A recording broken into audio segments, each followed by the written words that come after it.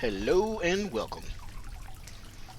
In this video, as you can see, this is the semi-trailer of the video. We'll be working with the PEX pipe. We'll be replacing all the galvanized that you see here in this home. This is a 2-bath house, 1 laundry, kitchen, and 2 outside spigots. And the issue is the customer was not getting enough water pressure. And if you're familiar with the old galvanized lines and you live in a home that have these old galvanized lines, you'll understand the situation of and the necessity of having these pipes replaced. This is just beginning, giving you an idea of what I'm going to cover in this video.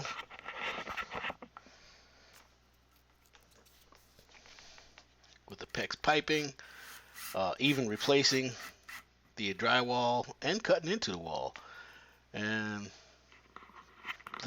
all the preps that we need to do to get these pipes replaced.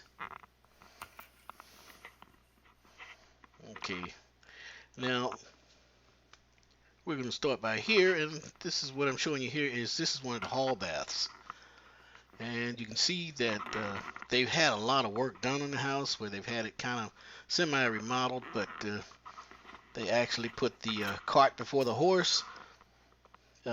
Me personally, I would replace the pipes first, then had this done, because now it makes it a very complicated and difficult job as far as piping, because now I have to work around this stuff because we're not going to where they're not going to allow me to tear this stuff back out anyway. So we're going to have to be very, very, very creative, and that's also what this video is about: creative plumbing. Most times when you're doing a renovation and replacing the water lines in a home, you have to be very creative, because you don't want to totally tear the home down and tear it apart just to get plumbing in there. I mean, in the past, yeah, you would have had to do stuff like that, but now that we have new piping system like the PEX pipe, it makes it a little easier, and makes it makes it much more easier to work with, and not tear up so much of the home as you have to get the new piping in. Of course, when the new piping was put in here, the home was new. There was no roof, there was no walls, no drywall, so plumbing was easy to put in at the time. The pipes were easy, but now we have to work around all this stuff. And you can see here we're up in the attic, and you're gonna just see what I'm gonna have to crawl through and how I'm gonna have to make things work. Yes, I'm gonna have to crawl back there. The highest point of this roof is probably in the attic is probably about 4 feet, maybe 4.5, if that much, right in here. Even at that, when I'm walking through there and balancing myself on these rafters, I'm still bent over, because there's no way that you can actually stand up straight. There's not enough room.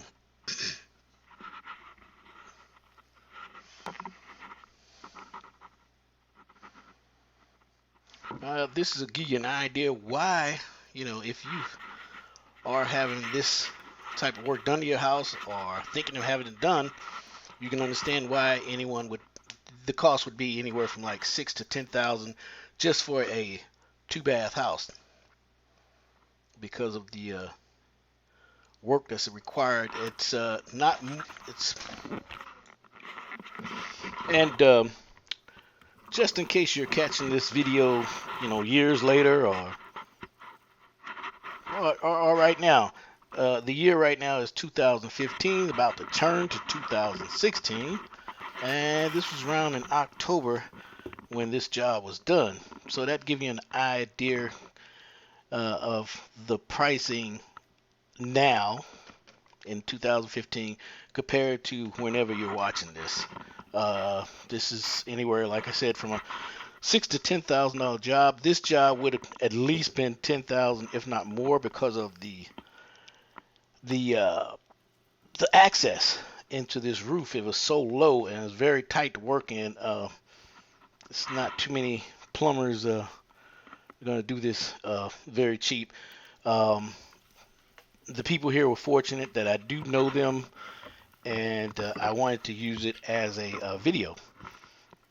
And my luck, I picked this one. It wasn't easy. Anything that could go wrong went wrong. Anything that wasn't where it's supposed to be was there. And example, this water heater. This is one of their tankless water heaters. The only tankless water heater. Who put this here? I don't know. I've never even seen one like this, but I'll discuss it with them and see if they would like to change this out, or I really don't want to mess with it because it doesn't look like it's up to code.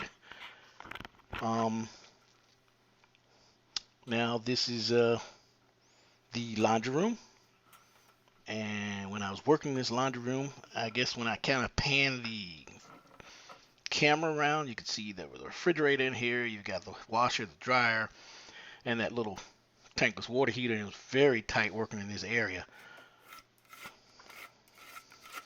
And I always, whenever I'm making a cut into the wall, I do try to do a neat a job as I can, because I know the guy that may be coming behind me to replace this drywall.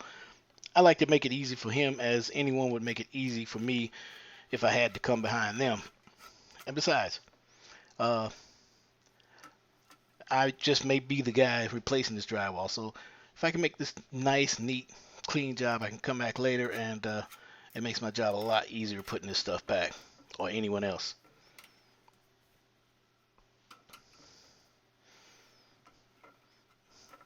And of course, yes, I just bought this level.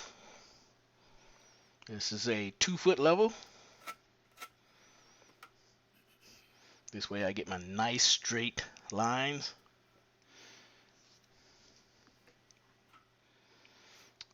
And the purpose for cutting this piece of the drywall out is so that I have access to the old galvanized pipes and access to install the PEX pipe.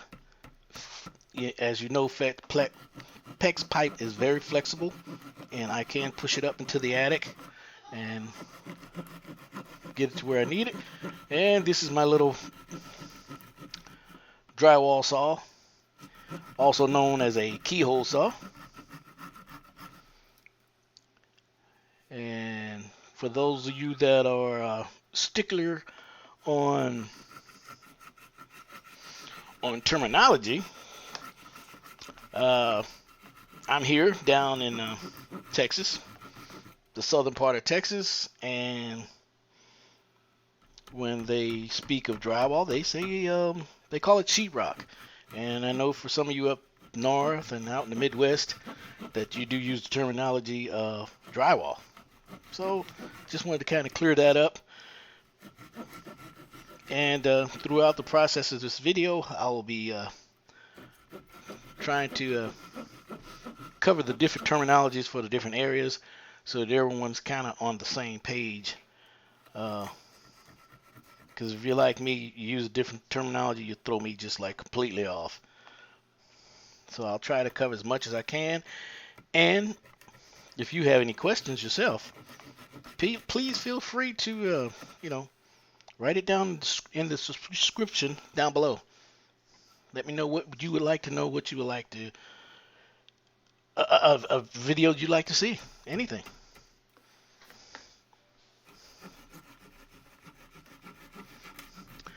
And I like using this my little drywall saw. It makes it easier because you can doing it by hand, and whatever you're cutting, you can kind of feel what's going on back there, so you make sure that you don't cut anything that you shouldn't be cutting. You'll know when to stop when you get into a spot where you feel a little tug, you say up, and you work your way around that.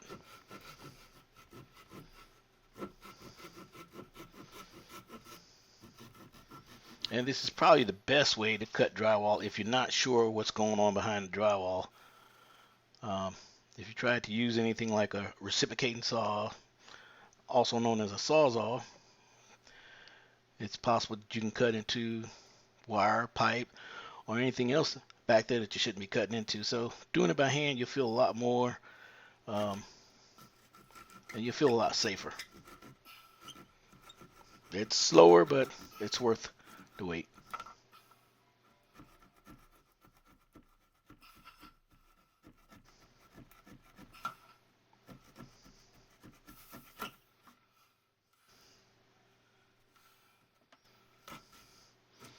And a lot of times when I do cut drywall, sheetrock, I do like to take it out as neat as I can, but in the case of this one here, since it's going around the pipes, it's going to come out neat, but it would be nice if I could take it out in one piece where that one piece can go out back in, but that's not going to be the case here. I'm going to have to break this and just take it out in pieces.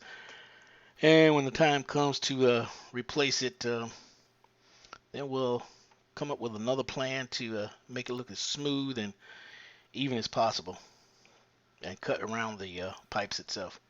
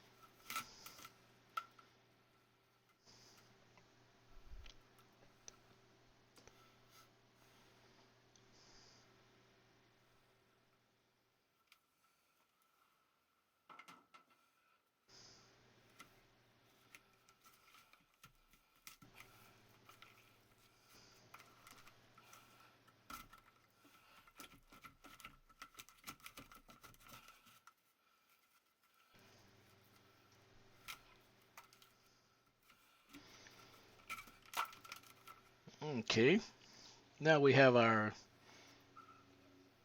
access cut into the wall.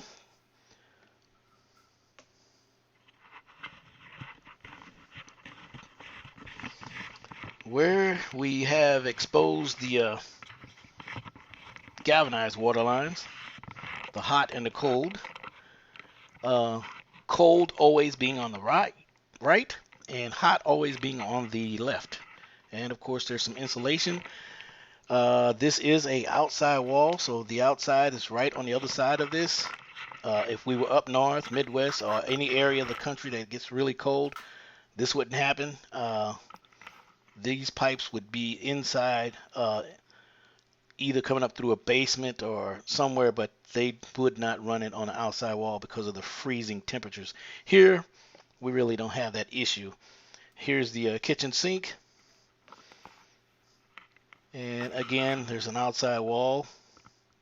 And we spoke about the freezing, and this area, probably the coldest we're going to get is probably 20 degrees. Now, what I'm doing here is I'm panning the camera around and being creative and getting an idea the best way to run the new piping without having to tear out all these cabinets, because that would be ridiculous and very expensive to tear those out and have them put back in. So I removed the refrigerator, and it looks like the best access that I have is from back here, where I can cut the drywall and run the pipes back here. And from back here, I can take it and go through the cabinets on the back side of the cabinets and come out on the other side with the hot and the cold. And we're also going to replace this ice maker box also.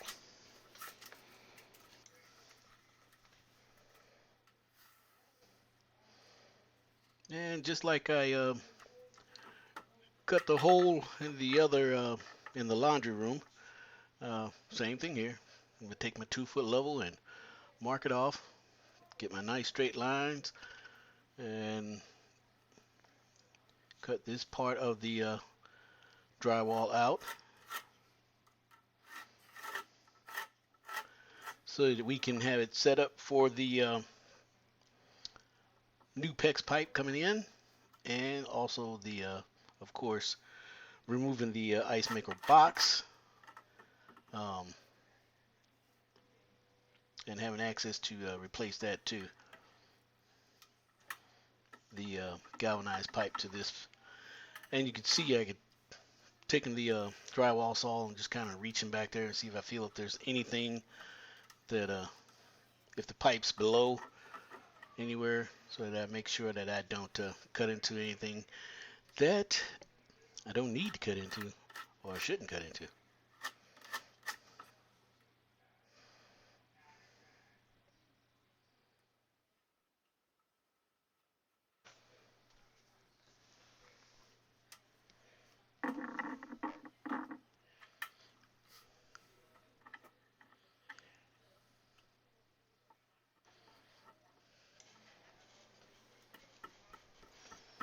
Right here you can see I'm tapping the back end of the drywall saw just enough to get my saw in there so that I can actually start cutting, because just trying to push it in there is pretty difficult.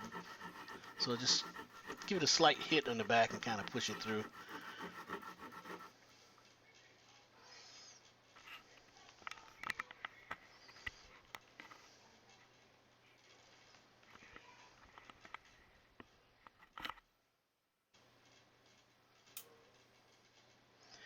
And again, when cutting into drywall like we're doing here, this is something you do not want to try with a reciprocating saw, an electric reciprocating saw, or a battery operated reciprocating saw, because of the fact that you may it's not as easy to control as you can with this handheld drywall saw.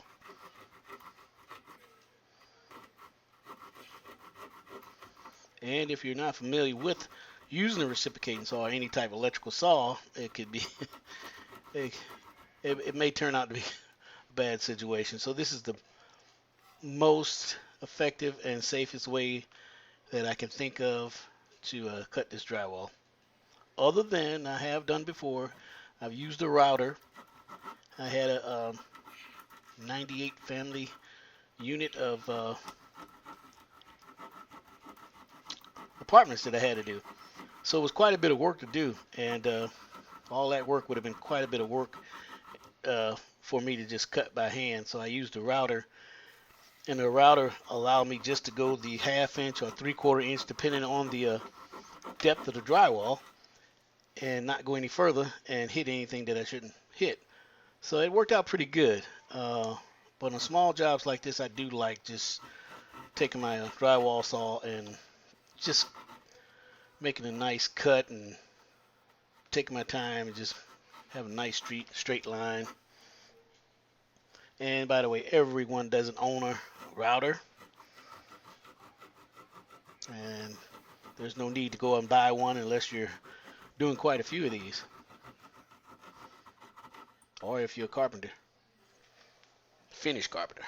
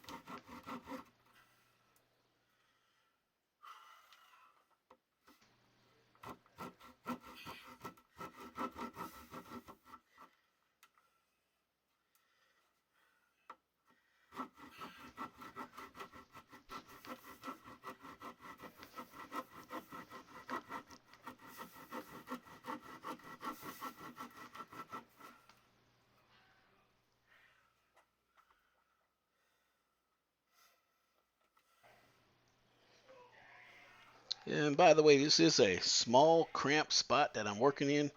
The refrigerator is right. Actually, I'm squeezing between the refrigerator and the cabinet to get in here. And once I'm in here, I'm on my knees, and it's not much room to work in. So it's a cramped spot, just to give you an idea.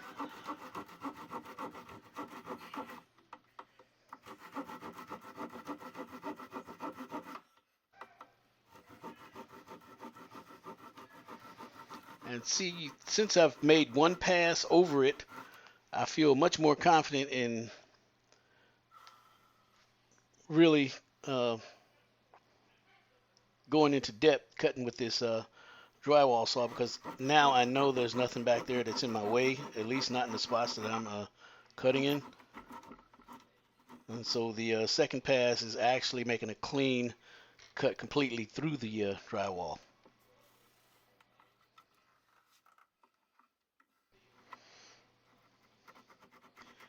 And one thing I do know when I'm making this cut here, I don't really even have to make a line, because I know that the stud is right there, because the ice maker box has to be nailed to the stud, so, and it's right on the corner there.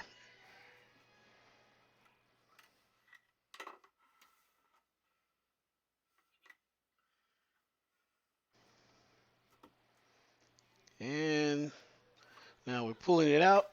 The good thing about this here, that it came out in one complete piece, so I can actually use this piece over.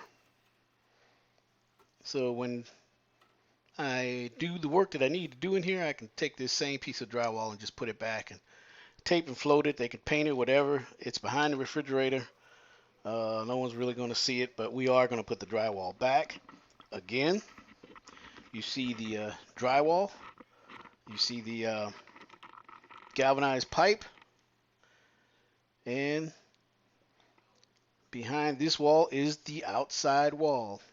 The outside wall.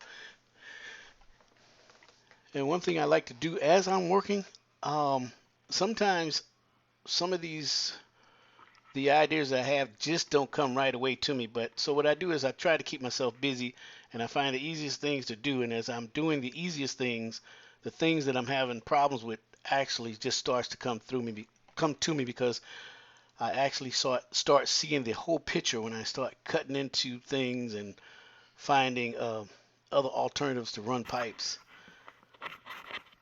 Just like here in this toilet here. Um, of course, that's tile, like a marble tile, and we do not want to take that out. So what I'm going to do is come over here into the master bedroom, because that's the master toilet, and I'm going to drill from that side out in where the drywall is. And right here, I'm going, this is the lav sink, bath sink in the master bath. Just giving you an idea of what I'm going to have to work with here. This is very, very tight. You can't see it. I can actually barely get the camera and myself in here. So what I'm going to do is, again, this is being creative. Rather than trying to go back in the same spot where the original hot and cold water line to this sink is, I'm going to bring it out another wall, which is the same spot where the tub and shower valve. This panel here, I'll remove it, and you'll be able to see the tub and shower valve. And I do apologize about the light. It's a little too bright. It didn't look that bright with the camera up in here. But coming back editing, I could see that it was a little brighter than I needed it to be. So this is where the tub and shower valve is, and we're going to replace the pipes to that. But we're going to keep that same tub and shower valve. And also in that same wall, I'm going to bring the hot and cold water lines out to the bathroom sink, because trying to go into the wall, as you can see there where the valve is coming out, it's going to be a little too tight to try to get the new plumbing in there. So I'm going to make it as easy as I can on myself. And like I said, you can't really see the spot that I'm in. It's really too tight to do what I really would like to do. So again, this is the getting creative and looking at it and studying it and finding the cavities, meaning the openings to where you can run the pipes with as little destruction as possible.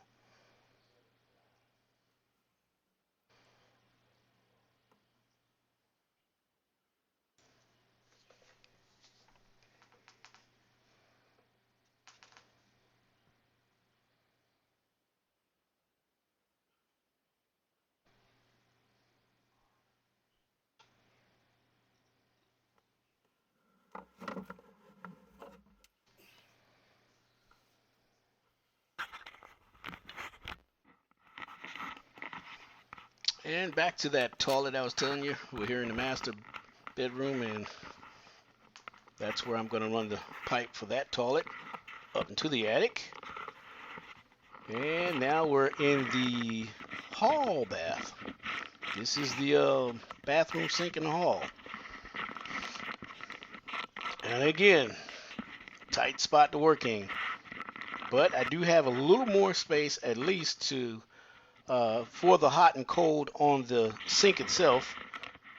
Now the difficult part here is going to be getting to the tub and shower valve. It's really it's I can't even explain how it's so hard to get to this spot. And again, I'm going to apologize for the light again because, like I said, it didn't look as bright when I was up under here working. But again, coming back to editing, I see that the it's pretty bright. And right here, you can see that's a panel.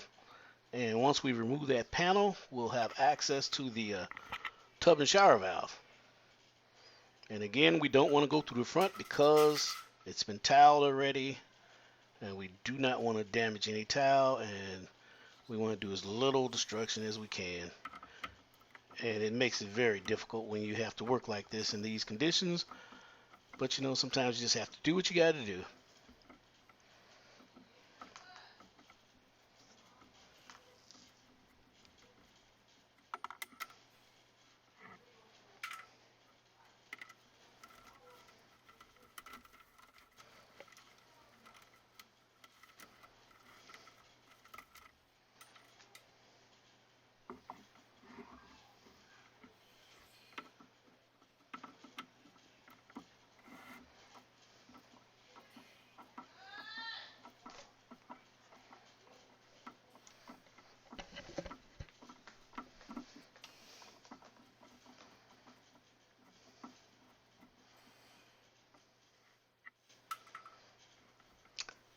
Now, you see the part where my hands are going through?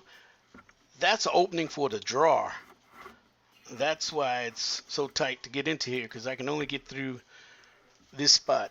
And if you know the open size of a drawer, it's really tight. Okay, now we've got to the point where we can expose the tub and shower valve. See it right there?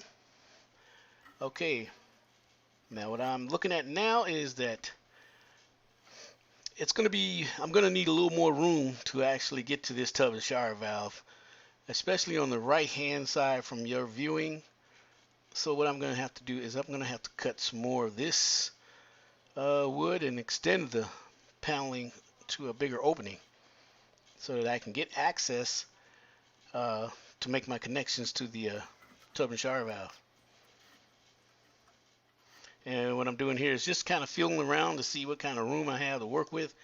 And that's how I know I don't have the room to do what I need to do. So I'm going to have to make the room to do what I need to do.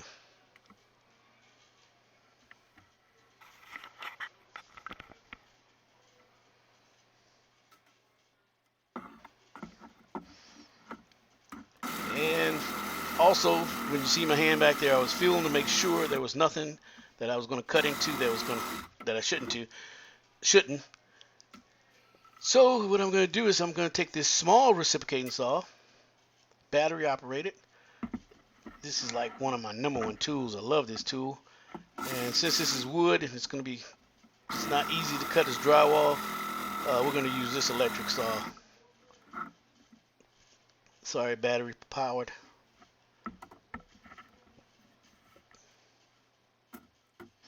And again, I know there's nothing back there that my saw blade is going to hit to cause any problems or any issues. It's just me getting my hands in there and getting in there to positioning myself to cut this. So of course you see now I'm taking the other drawer out at the bottom. Here we go.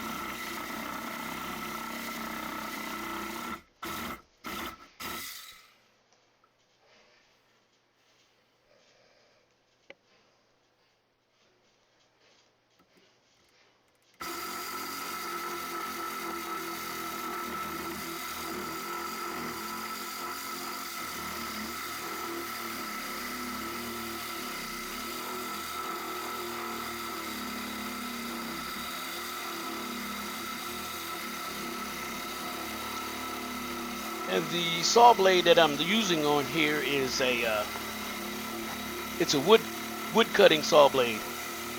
They make wood cutting saw blades and metal cutting saw blades for this particular saw. This is a Milwaukee small reciprocating saw, 12 volt. It's very fast and strong. And no, they're not paying me for this. I just love their tools.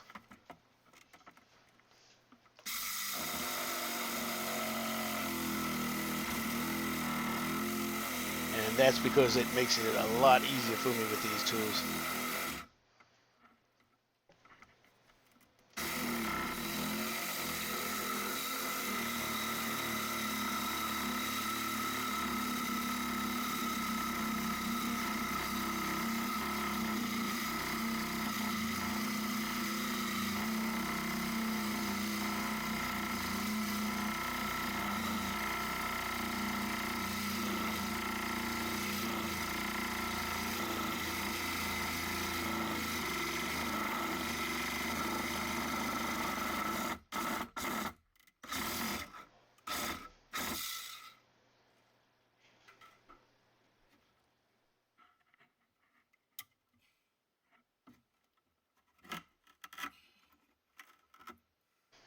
Now, there we go.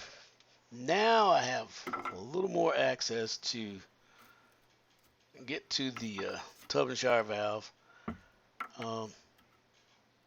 It's going to work because what I need to do is get in here and use a PEX Wurzbo elbow 90 that I can adapt into the valve, from the valve to the PEX piping.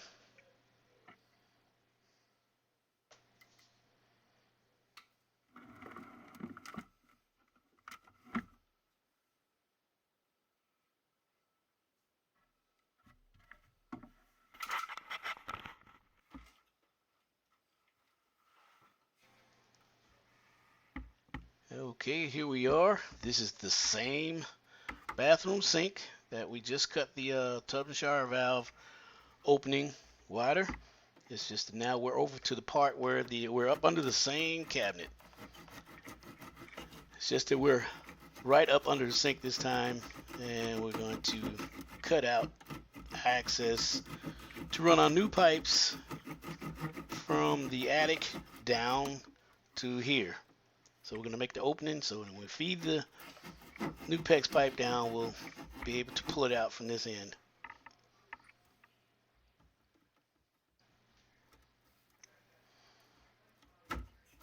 And another reminder, hot is always on the left, cold is always on the right. If it's not, someone made a mistake, and it happens. But it's just keep a mental note of that in the future. It may come in handy, I don't know.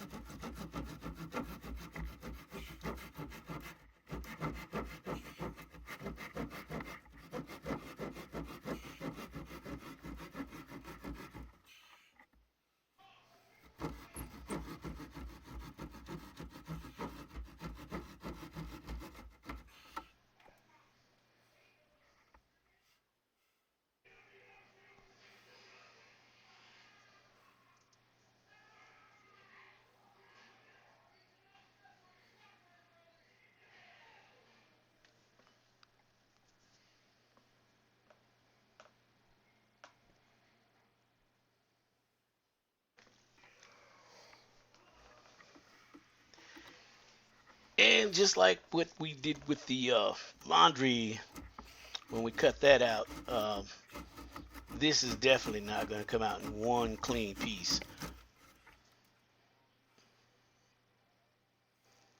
So it will come out in pieces.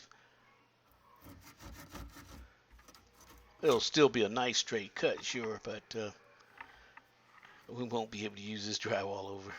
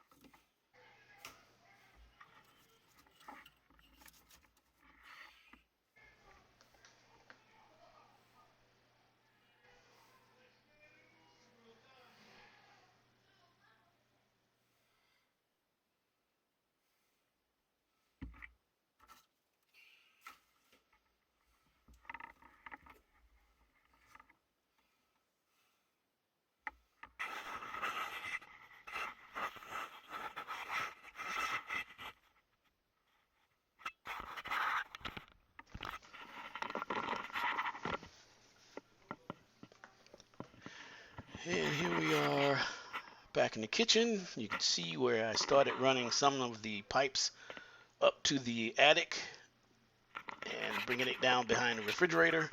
So I'm going to utilize that space up there.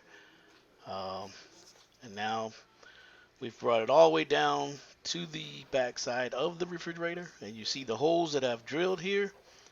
Actually, there's one more hole to drill because one hole that I drilled didn't work out.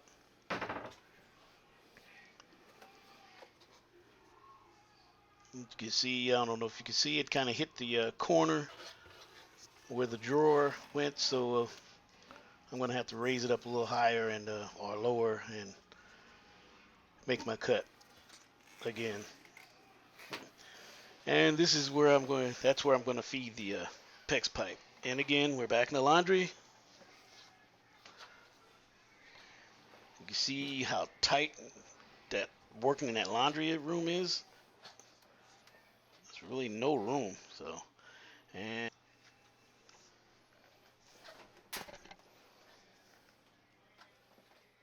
okay, I'm just kind of lining it out and getting my head where I'm going to run the pipes. And again, this water heater, I don't even know where they got this from and who even hooked it up. But anyway, we're back out into the hall bath. Sizing it up again.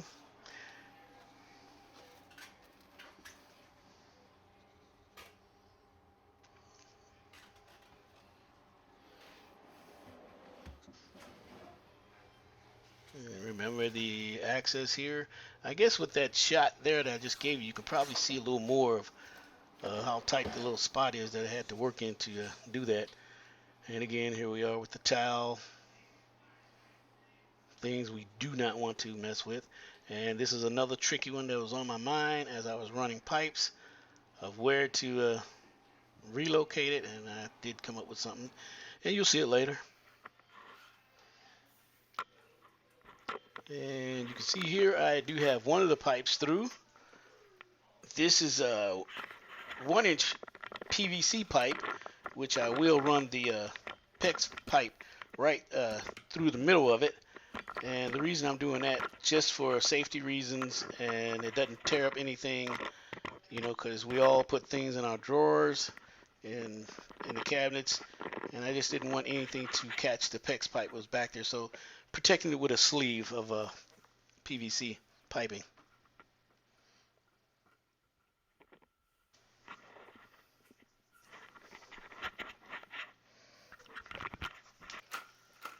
Okay, here we have a roll of PEX piping.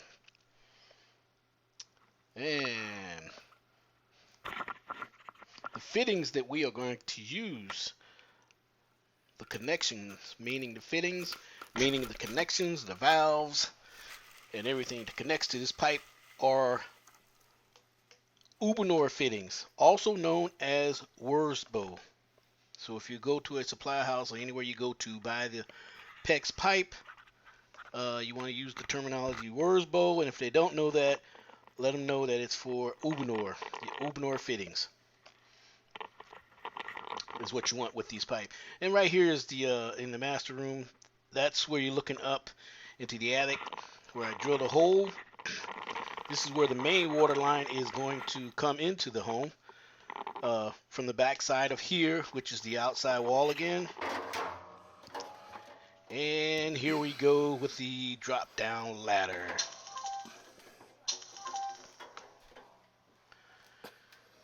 And this wasn't a lot of fun running up and down this drop down ladder because it was in the most awkward spot that you can think of.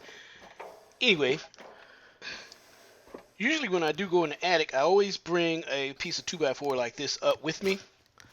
This 2x4 would allow, this plywood will allow me to lay it across the ceiling joists so that I can get a little more comfortable rather than straddling all the joists.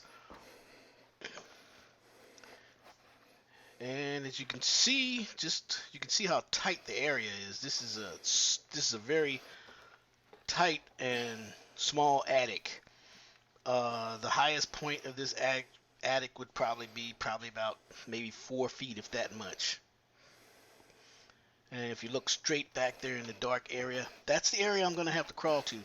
So I'm going to have to crawl up under this ductwork to get access over there so that I can grab hold of the main water line coming through and pull it back this way. So right now I'm just kind of clearing away so that I can get through there. And yes, they do have a lot of stuff in this attic. This was one of the most difficult repipe job that I've basically ever done. It was really difficult because of the size of the attic, and this particular day was a hot day, about 80 degrees outside, making this inside temperature probably close to 90, and then we had the humidity. So you're going to hear me breathing pretty hard and struggling up here because of the lack of oxygen and the heat. I would probably recommend this job for 2 people or 3 rather than just 1. I am doing this by myself, and it took me a week to do this. And I'm not pushing myself too hard. And the reason I've done this by myself so that I can focus and get as much video footage as I could and make it as clear as I could, possibly so you guys out here, the viewers, can see exactly what's going on. And right there you can see the old galvanized pipe, and that little piece of white pipe right fitting is repair coupling. And this is one of the issues of why these pipes need to be changed out. They're starting to get pinholes, as well as the pressure decreasing because of the it's filled with so much calcium. This is years and years of buildup in these galvanized pipes.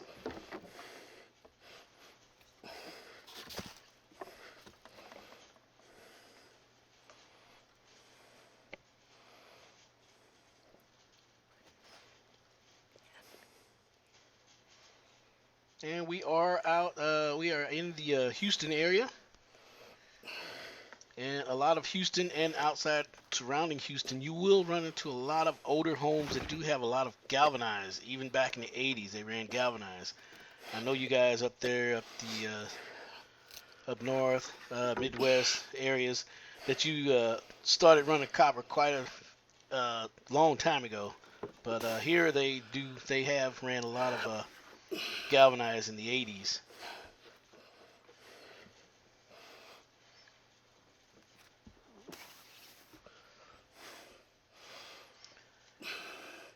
And you can see that I'm slowly working my way to the back to get access to.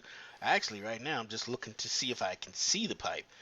I can actually barely get back over there. Right at, you see that? I guess that's a 2x12 right here, right there. Right over this, I should be able to see the pipe, which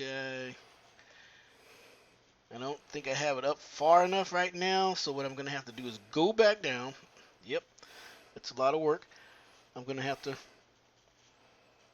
shimmy myself back down and push the PEX pipe up so that I can get access and actually reach it and pull it from that spot right there, which you see that I'm looking at, where you see kind of a light spot there.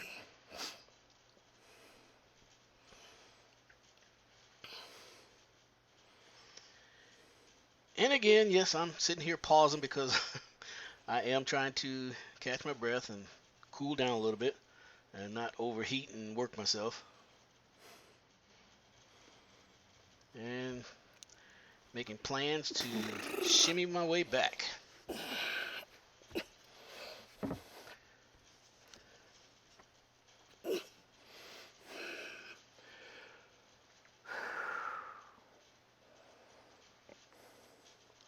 The spot that I am in is so shallow that I'm more than just on my knees. I'm actually on my knees, and I even have to squat my knees just to get into that spot.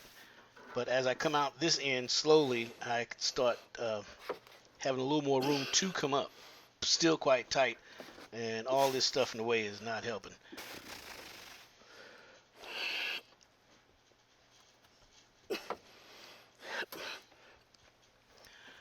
It would have been nice if I could have picked a a better job, easier job with a little easier access. But you know what? This is probably the best because most of you that's watching this, if you can deal with this, trust me, anything else is going to be a lot easier than this. And there's the furnace and AC unit all combined together right there with all this stuff. Okay, here we go. I've put duct tape on the end of the PEX pipe so that when I do push it up through the joist, none of the insulation or anything else would get stuck in the pipe. And I put the little curve on the end because we're right at the edge of the roof. So I put that curve on there so that it'll push up a little easier. And again, here we go to the drop down steps.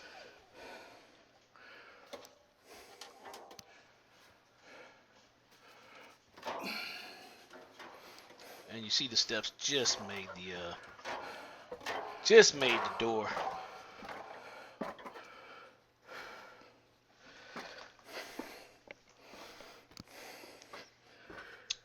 I guess now some of you can understand why a job like this might cost anywhere from $6,000 to $10,000 because this is a tight area to work in, and it's a hazardous job. It's a hazardous working in attics. For one, you can easily fall through.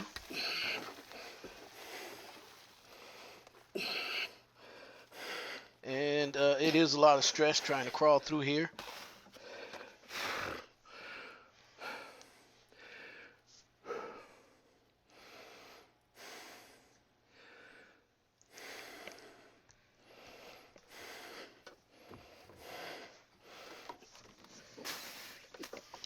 Right there, you see that dresser coupling again?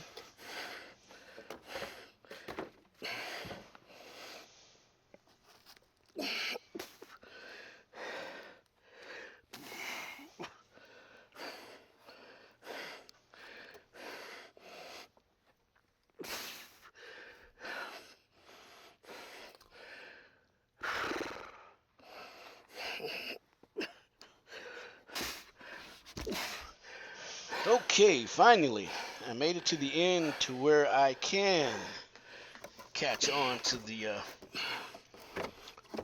main water service that will be coming into the house. And this is going to be the main water service going straight to a manifold that I've made specifically just for this job. And of course, yes, I'm trying to catch my breath. I'll pull this as far as I can, and I'm sure it's going to get a little caught, so I will be running back downstairs to push it up a little more. So this is probably going to be one of the hardest parts of the job, is just getting this main water service through here. And this is 3/4 inch PEX, and I'm using the blue for cold to indicate the blue and the hot, the blue and the red pipes.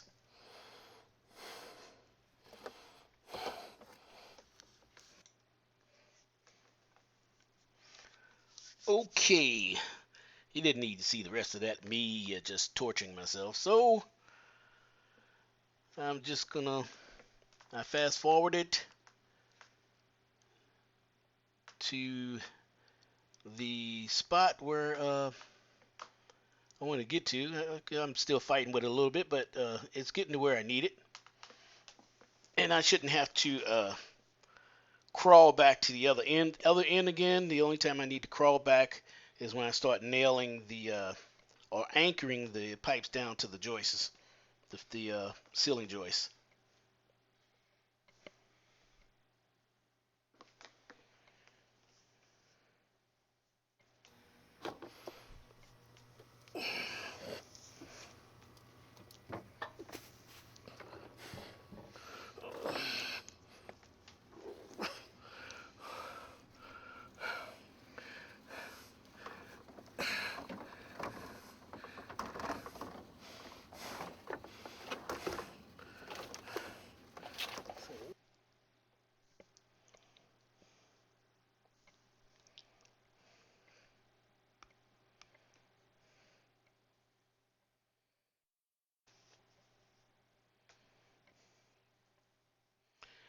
You know, you never know what you're gonna find in people attics.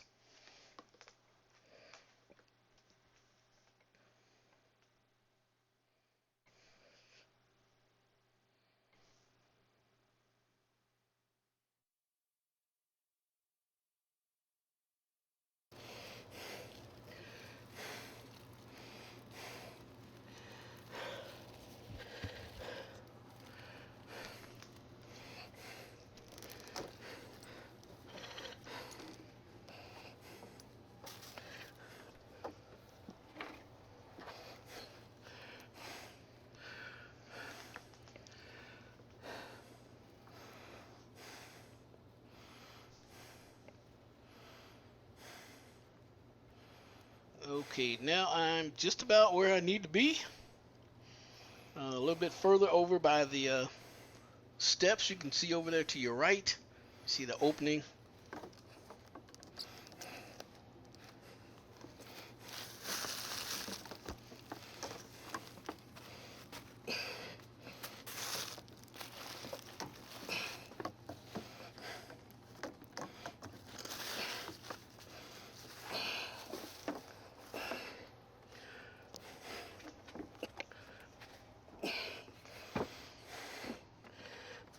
And that pipe right here, that's the gas line.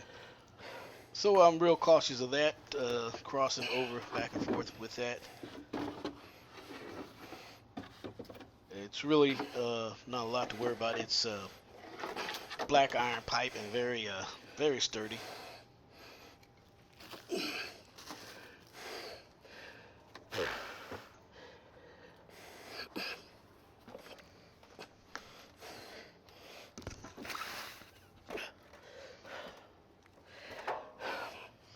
Now right here is where I need the pipe right here. And this is the spot that I'm going to make all of my connections to my manifold. Again, also known as a mana block, a home run box, or a junction box. This is the where all of the water throughout the house is going to be distributed from this location once you see uh, when it's put together.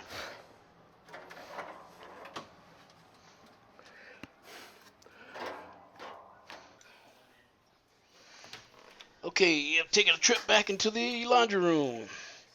And right here you can see where I made an access to run the bring the PEX pipe through, because this part of the attic is I could not crawl to this if I wanted to.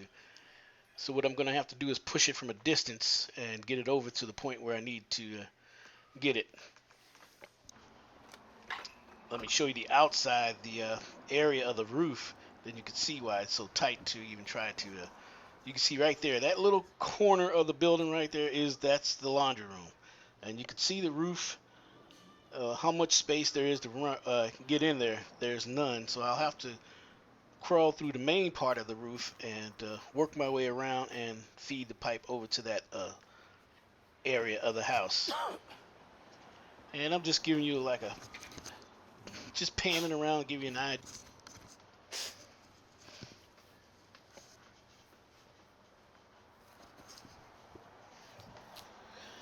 Just kind of panning around, give you an idea of the roof that I have to work in. I'm in the attic, and showing you the roof to give you an idea of the space that I'm working in. You see how low profile this roof is, very tight. And this is the front part of the house. I mean, there's I knew the first time that I looked at this roof this was going to be a difficult job, but this was the only job that I could find at the time to videotape and at my leisure, and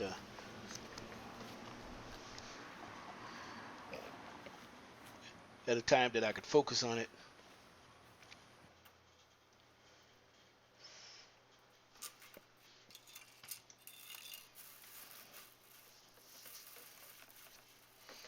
Okay, rather than work up in the attic and at those tight quarters, what I'm going to do is do a lot of assembling my connections down here on the outside, where I have access to everything, more room, um, light.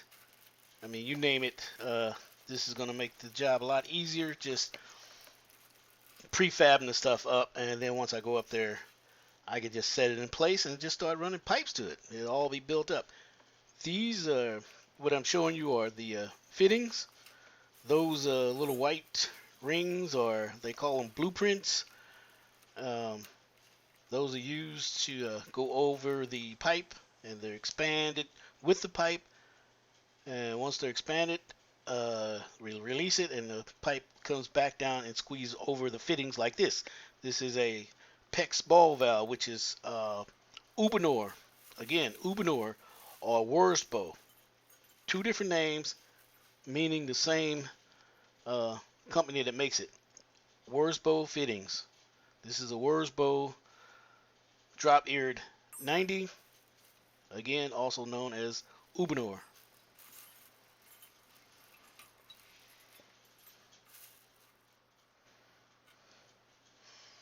And this is just an ordinary outside faucet that we're going to screw into the fitting once we bring the pipe out through the wall. We're going to use galvanized through we're only going to use short pieces of galvanized like this here, and we're going to use that. This is a 1/2 inch. We're going to use that for the cutoff valves up under sinks, so that we'll have something sturdy.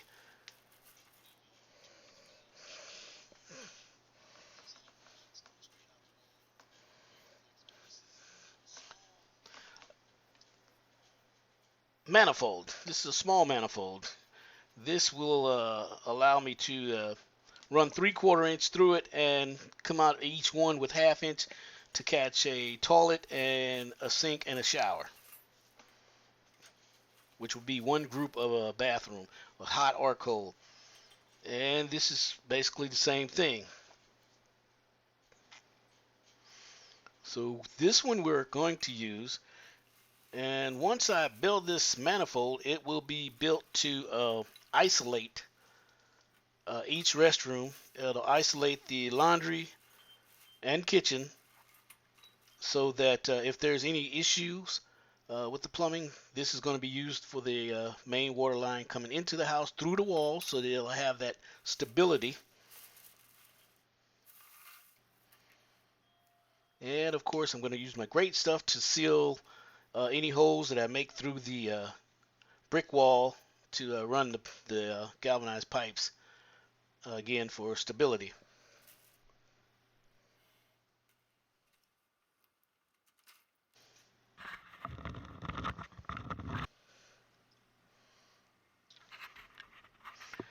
And what I'm doing here is I'm just kind of lining out and getting in my head how I'm going to build this manifold.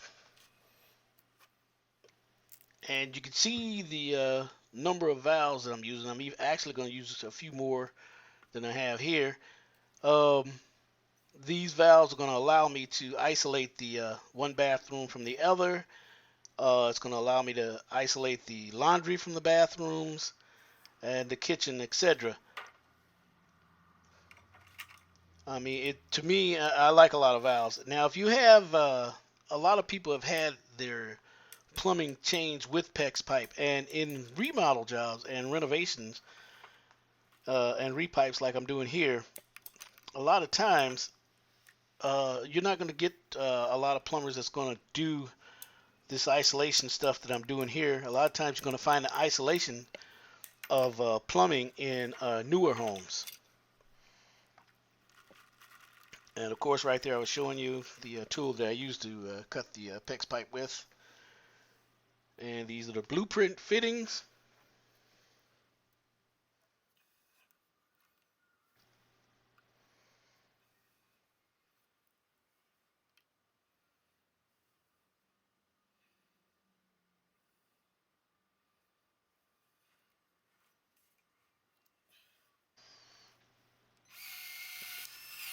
And of course, this is the. You notice that the. This is the expansion tool that expands the pipe apart, and the memory of the pipe brings it back together, and it grips around the PEX fitting, the Ubenor R Worsbo fitting, creating a nice tight seal connection.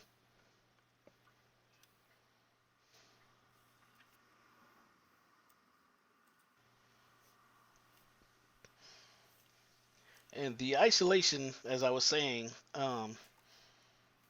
isolating one bathroom from the other. This way, if someone has a problem in one of the restrooms, they don't have to shut down the whole entire house. They can shut just that restroom off.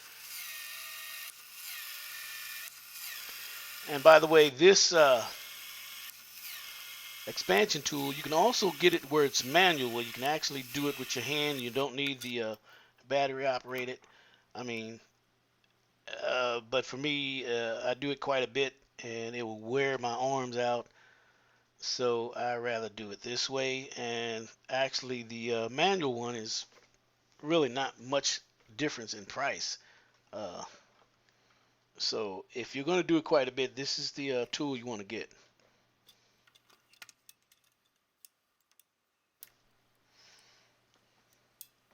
And you see how I gave it a minute once I expanded the pipe and slipped it over the fitting. Just give it a minute and it's nice, tight, and it's sealed. It's not going to go anywhere.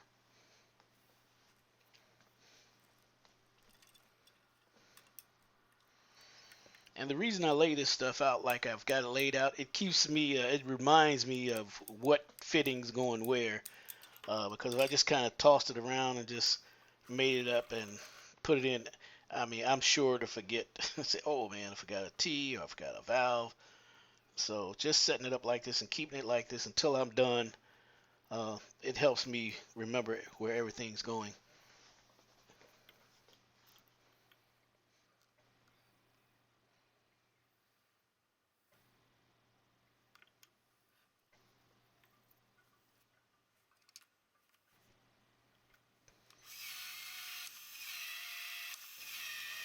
And if you notice, when the expander is expanding the pipe, the shaft that's going the inside, you see it turn every time it expands open. It closes and it turns just a little bit. So if you was doing one manually with the regular tool, that's you work with your hand, it's really hard to do that process with that particular tool. This here automatically does it, so you can't beat this.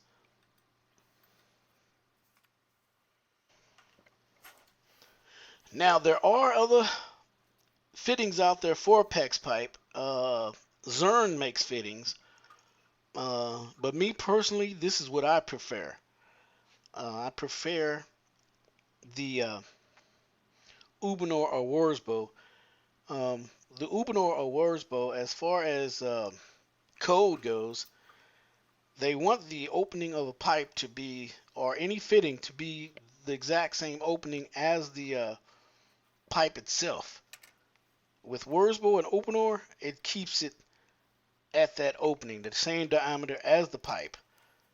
But with the others, um, the fittings are a little smaller, so you have so it's a little smaller than the diameter of the pipe, and their theory is that it starts losing, getting friction because it's banging it up against something smaller than the original size. So inspectors and plumbing examiners, this is what they want to see. They want to see the opening as wide as the diameter of the pipe, the inside diameter of the pipe.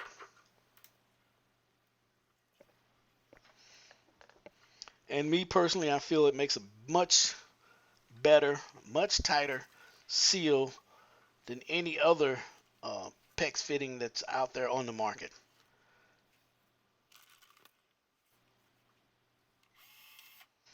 Now, when you see the stuff that our retailers carry, the hardware stores and such, like Home Depot and Lowe's, they're not going to carry the Worsbo or Uponor. At least now they're not carrying it. I'm hoping in the future that they will carry it. But now you go there, you're going to get the Zurn type fittings, um, and they're going to sell the Zurn type tools. So this is basically a plumbing supply item that you're going to find. You're not going to find it at too many hardware stores that I know of, not unless they've changed.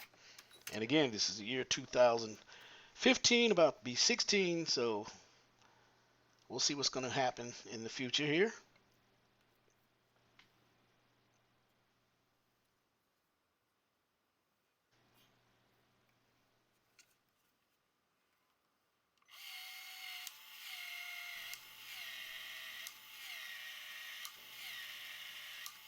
And this is Aquaflex PEX piping. It's a lot more flexible than a lot of the other PEX pipe that you find on the market.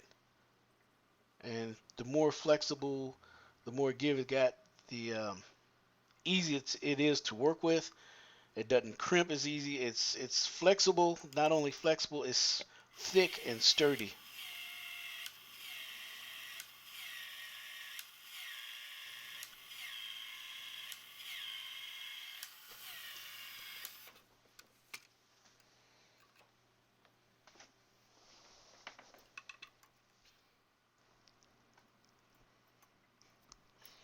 Now the black fittings that you see that I'm using, the black plastic fittings, uh, you can also get those in brass. You can get it in brass. Brass is a lot more expensive, um,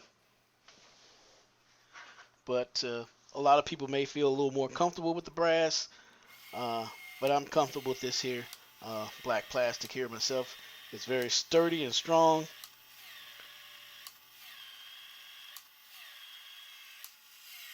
And it also keeps the cost down. So you're getting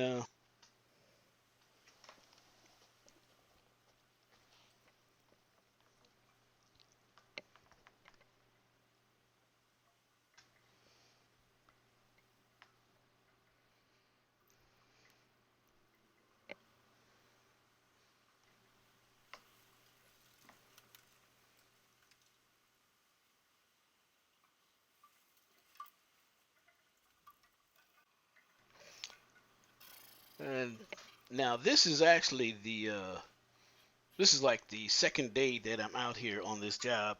It's a lot cooler today, which would have actually been a better day to actually work up in the attic.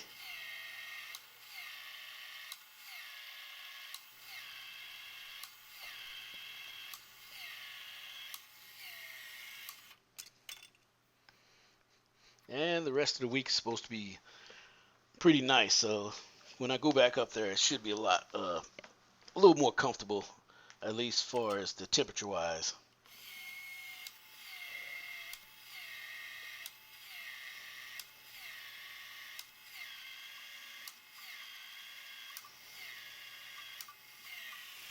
Well, I'll tell you, I would have never attempted this job in the summertime. It's fall, so it makes it a little easier. In the summertime, if I had done something like this, I would have had to. I would gotten one or two other people to help me with this, and we would have got it done a lot faster and not burn one person out, especially in the hot heat here down in Texas.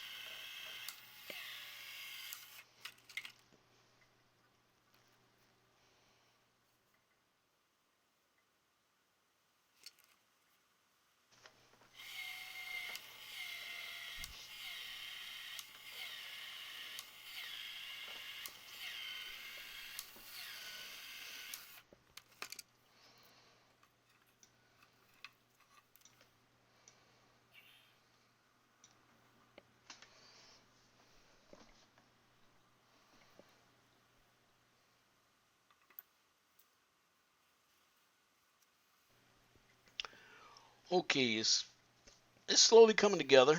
It's got a little bow in it, so what I'm going to do is just kind of push it down, kind of get the bow out as much as I can. But I'm not really concerned too much with that because I will brace it against something and pull the bow out of it. And once it settles in place and it's being used, the plastic, the PEX pipe will become relaxed and it'll work itself out.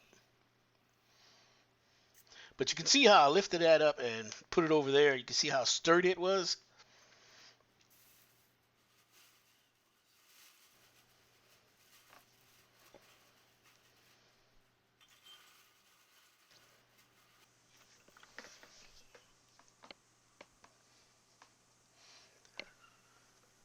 So okay, we're done with the cold manifold. Now I'm going to make up one for the hot. And of course it's going to be red. Indication, red and hot. Red for hot and blue for cold.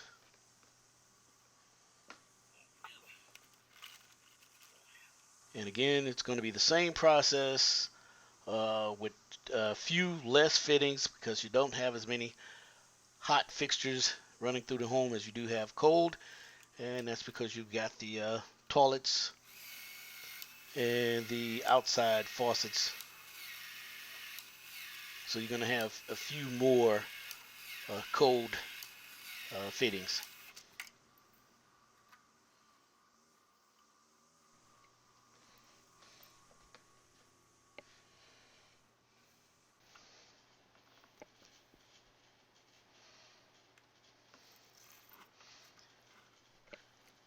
Okay, we basically have the hot water manifold made up. A few more fittings to put in here.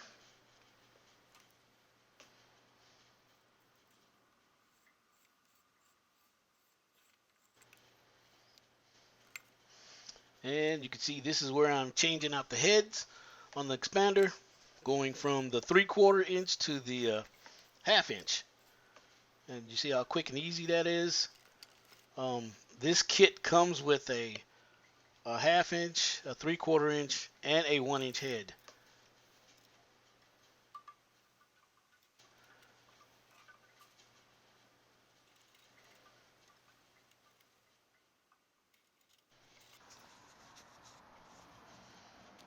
Okay, here's my little system that I made up. This is my manifold. This is the platform that I'm going to use, and I'm going to take these uh, and place them up in the attic, up against some of the 2x4s that's bracing the roof, and I'll screw that to them, and it'll be nice and stable, and all the pipes will come to this and only this. This makes it a lot easier rather than climbing through the attic and trying to connect every little joint. This way I have everything in the same location, and I don't have to continuously crawl through the attic.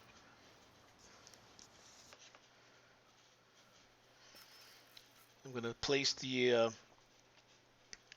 hot right here, and one of the reasons I am doing this is because I guess it's psychological. Hot is always on the left, and cold is always on the right. So I'm going to put the hot here and the cold on this one right here that's going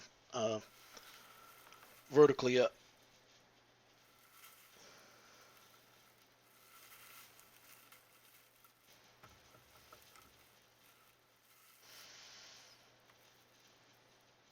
Okay, and right now I'm holding it upside down. I'm just seeing how the how this board is going to fit up here. The plywood, piece of plywood that I've got everything attached to.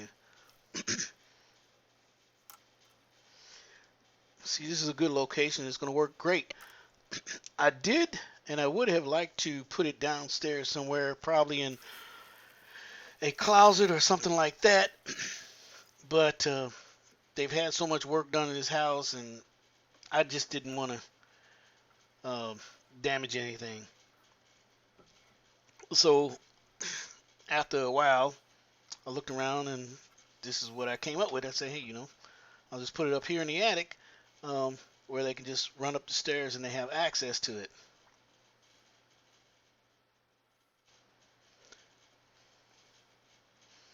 And besides, you see all the stuff they have in the attic. The closets are pretty full too.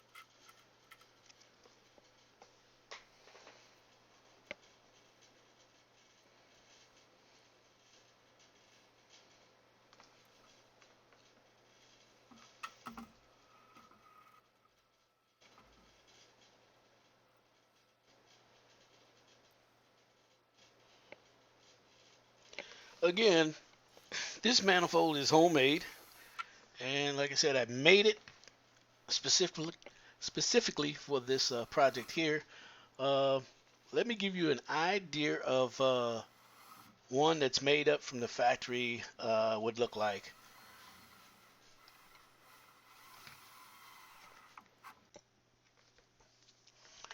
Now, this is what a factory Wurzbo manifold would look like. If it looks any different than this, more than most likely it's not this. They've got the black mana box, mana block that's made by Wurzbo, so don't get them confused. Again, this is Wurzbo manifold. This is a large house here, so you can see the numbers of fittings and valves that they have on here. So this gives you an idea. This is what you're looking for if you're going manufacturer. Me, this is homemade, and of course this is going to be a lot cheaper. Not to take business away for those guys, but those are nice manifolds. They are quite expensive though.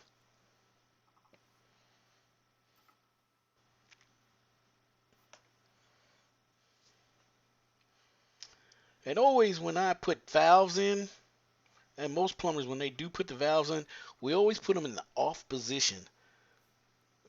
because it's easy to forget and go turn the water on and realize, oh, too late, water's going everywhere. So you make it a practice of every time you put a new valve in, it's off before you cut the water on. And all these are off, and the way that you can tell they're off is because they're going the opposite way of the pipe. These are PEX ball valves, Wurzbo, Ubenor. So if we want them on, we just turn the valve, the handle, the same direction that the pipe is going, and that would be on position.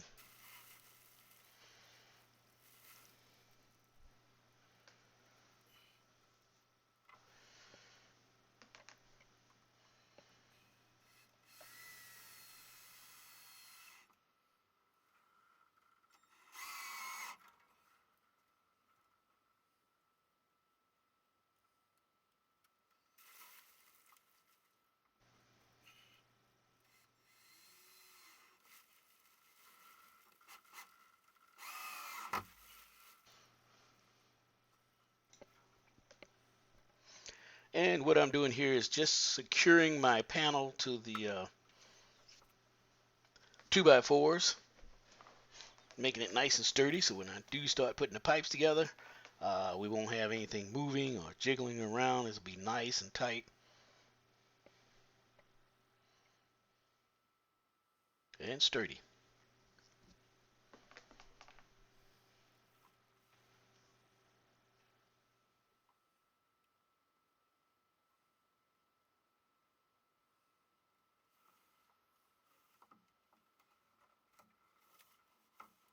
And remember the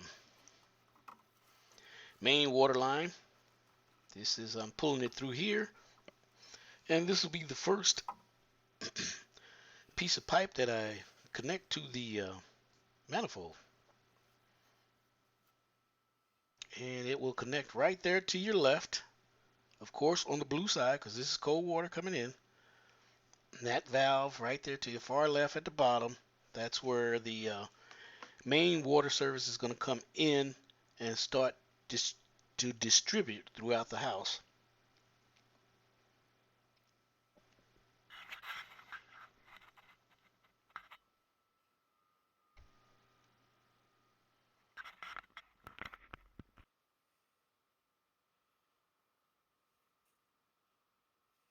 Okay, and this is another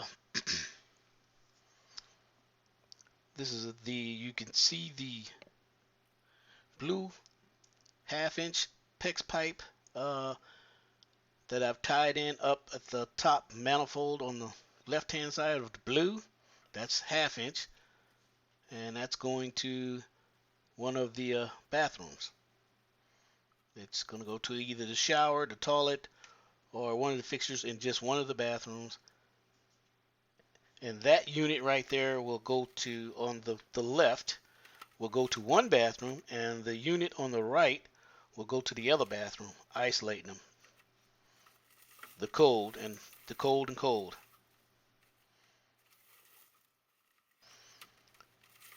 And this is the 1/2 inch flex Aquaflex that I'm unraveling.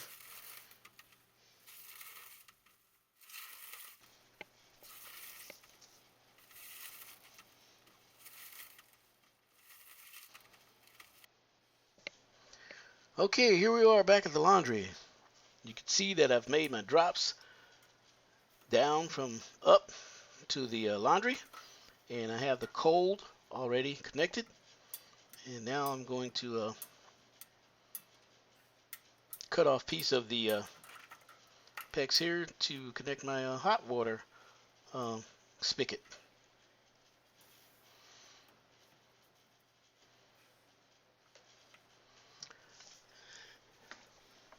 I wish you could see, more of this, but I'm sure that throughout the video in the beginning, you'll get the gist of it, and you probably already understand the process that what's going on.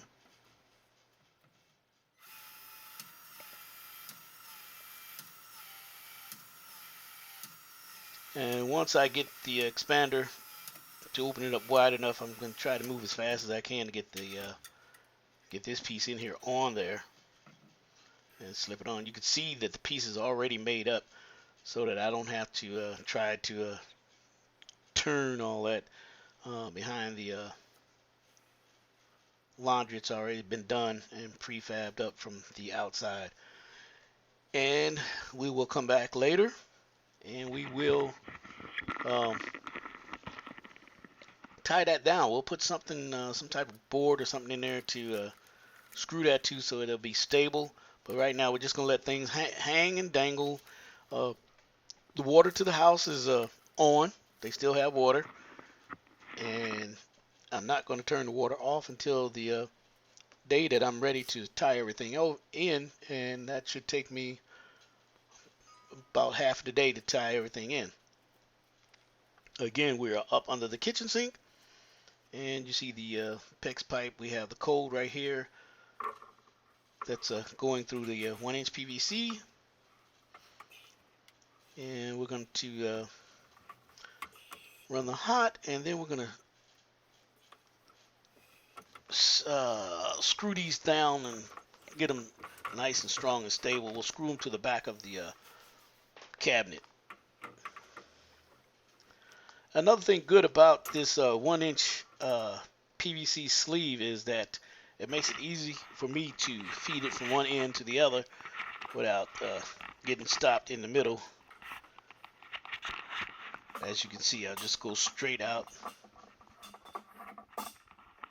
and not get tangled up in the drawers or anything like that.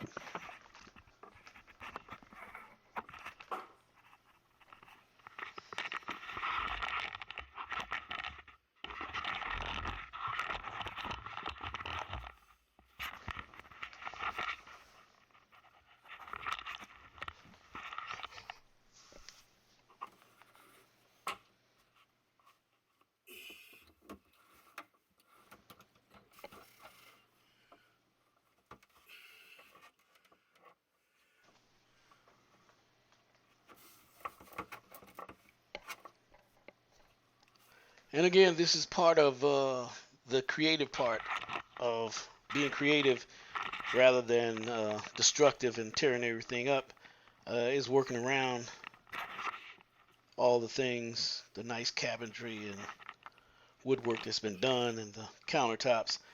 We're not going to move all that, so this makes it a lot easier and convenient. And here we have, there's our new ice maker box that we're going to use. And again, the water is hooked up. The older ice water maker is hooked up, so they do have water to the refrigerator.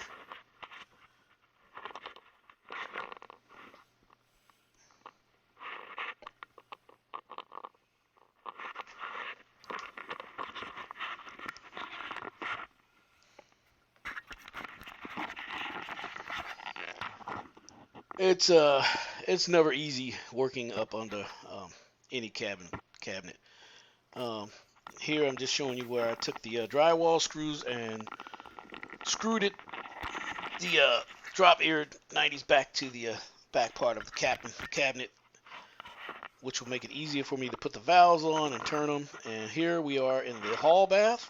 You can see that I've made the drops here, the hot and cold drops for the lav sink here, and I've made the drops for the shower and tub.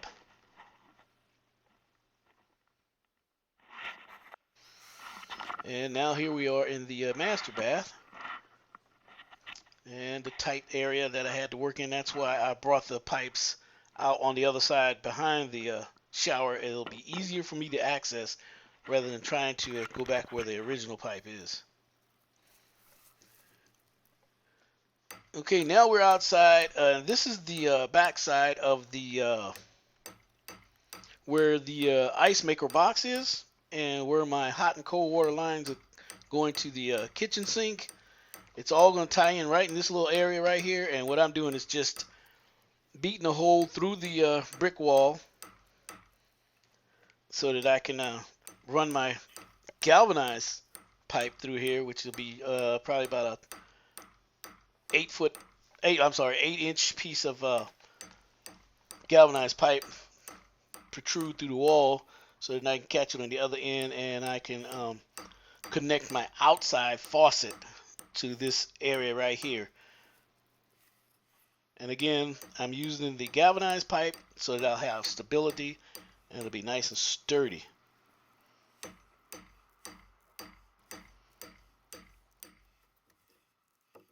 And as I make this hole, just constantly, you'll see that I'm constantly turning the bit. And I'm trying not to make it no bigger than I have to.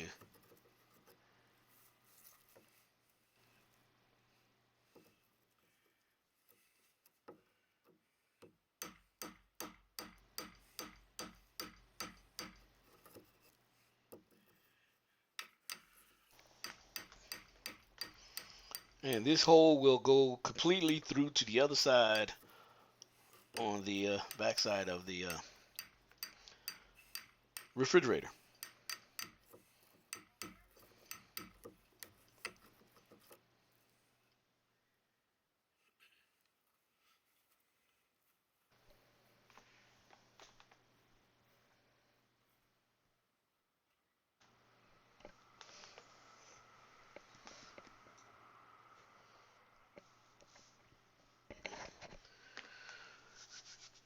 Okay, this is going to be, again, our outside faucet for the water hose and watering the grass and all that good stuff.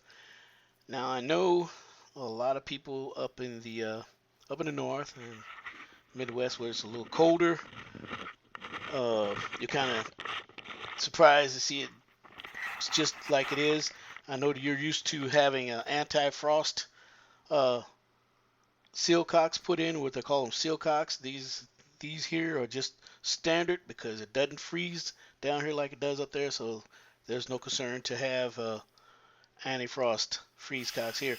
Now we're back here, back again behind the refrigerator area where the ice maker is, and we're starting to tie our pipes together.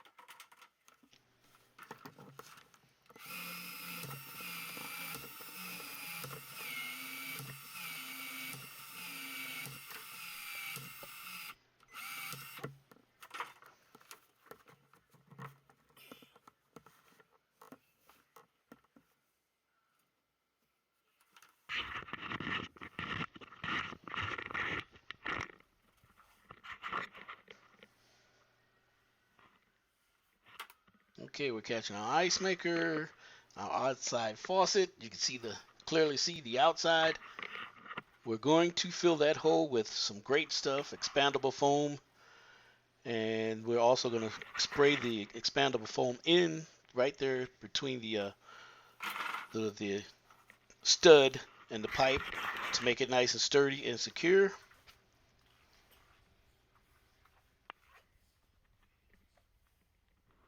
And it so happens that that piece of drywall that we did cut out of there, once I removed the older ice box, we could just flip it around and it works works on the other side. It just worked out like that.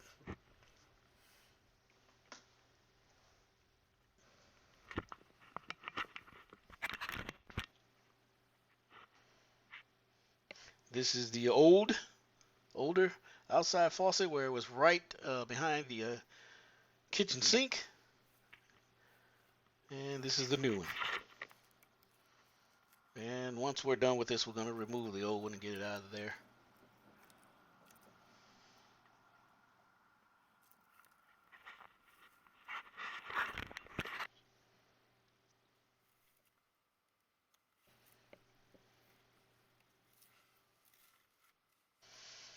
Now this is where right there to the far left you can see that's the cold water main coming from the street.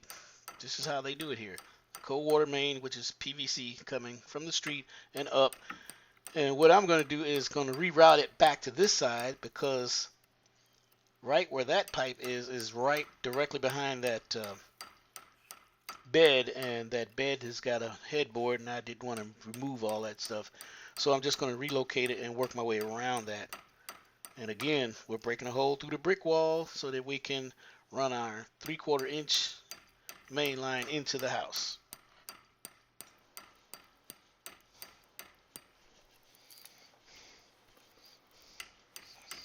Now there are some homes that do require 1 inch, um, and usually that's in an area where the water pressure might be low in that particular part of the city, and also depending on the size of the home and how many plumbing fixtures, how many bathrooms it's going to pick up. But this one here is only picking up 2 bathrooms, the kitchen, laundry, and 2 outside spigots. And the pressure here is good. This is good water pressure, so a 3/4 is sufficient for this home right here.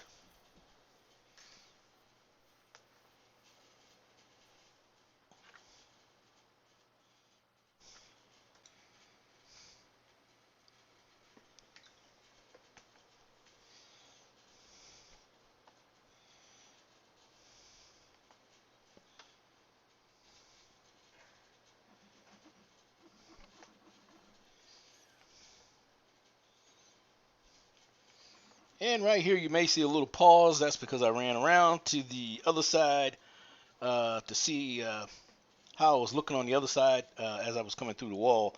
And I'll be right back around here shortly. Okay, now from the other side again. I'm just seeing how it fits and how it looks on the other side. And everything's good. So this is what we're going to go with. The hole's big enough. So from here is where we're going to take it. Now this won't be hooked up today. I'm just making preparations for the when I'm done running the other pipes in the house and ready to tie in. And then this, I'll come up here and I'll cut the main water service and angle it over to this galvanized pipe here. And I'm just prepping it up again so it'll be ready for the day that I come out here. And this is a 3/4 by 3/4 by half T, and I'm catching the main coming into the house as well as the outside faucet all in one right here. Now we're back inside. This is where the master room is, where I am running the main into the house. And again, just on the other side of that wall, that pipe is there, and you can see it's still loose. I left it loose so that I can have the ability to move it and maneuver it where I want it, rather than having it stiff and stuck and fighting with it. Now I can just go ahead and do what I need to do, and then we'll come back later and we'll make this nice, tight, and stable.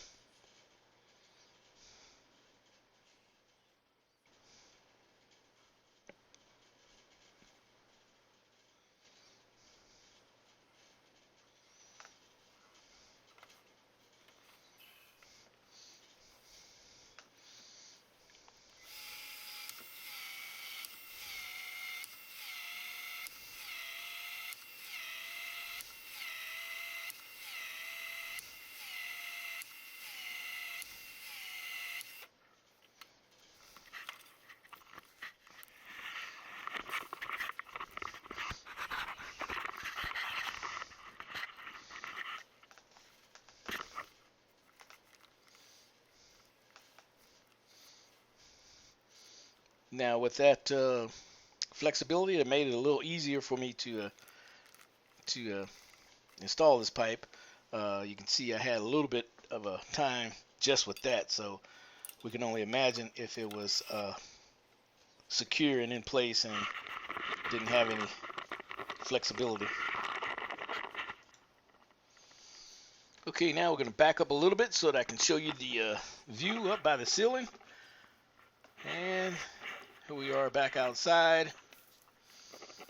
Just coming to check on the pipe that I have stubbing out through here. And of course, I'm going to seal this hole so that nothing can crawl through it overnight, like bugs or anything like that.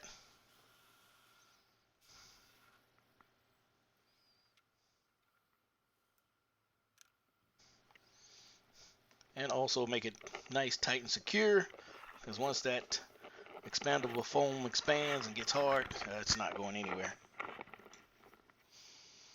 And now that I have my can of great stuff, expandable foam, I'm going to go ahead and do this other hole over here by the kitchen, the other outside faucet.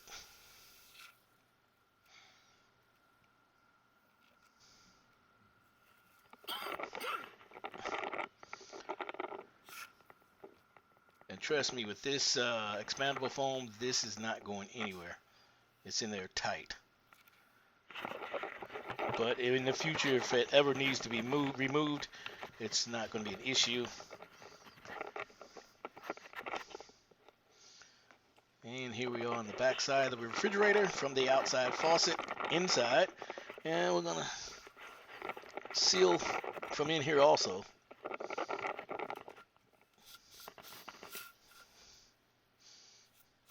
And I'm just kind of isolating this PEX pipe here, so fill that hole a little bit.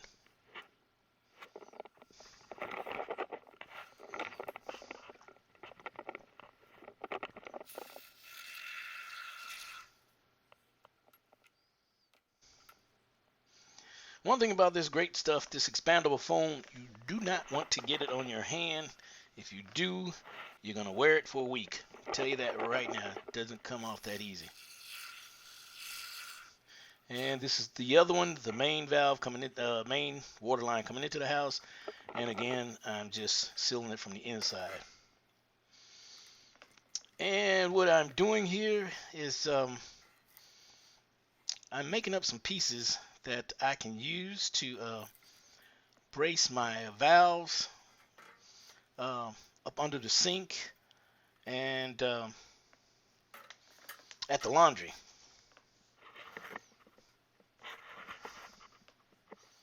And here we are back here again. You can see I finally came up with a way that I'm going to run this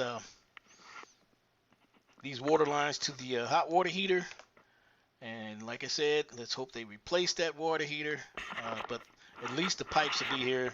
Then they can do what they want if they don't have me change it out or not. My main goal right now is just changing out the water lines, the old galvanized to PEX. Again, I don't know what they got going on there. And here we are back at making up the braces for the valves and the laundry valve and the valves up under the sink.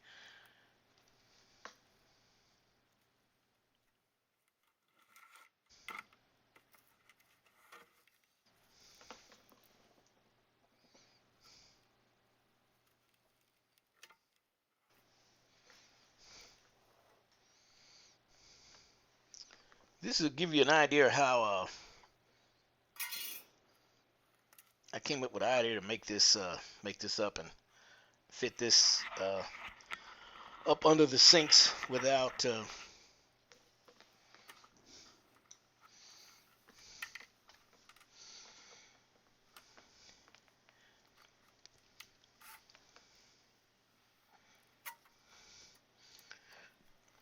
and what I've done, I had some pieces of leftover metal studs from another job, and I'm just took my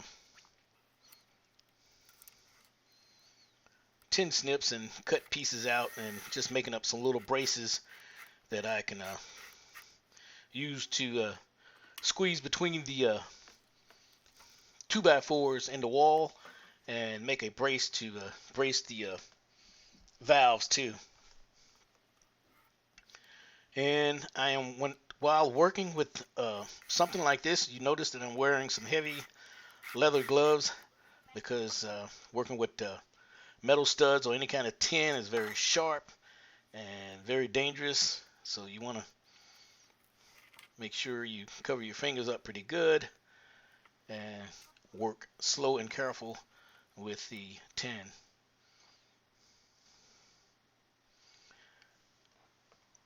To see the way I've got it is that's going to squeeze right inside the joist, and that 1x of plywood will squeeze right in there, and then I can just screw this right here, the drop ear 90, to the board, and the valve will be screwed on the other end, protruding through the wall. So that's how that's going to work.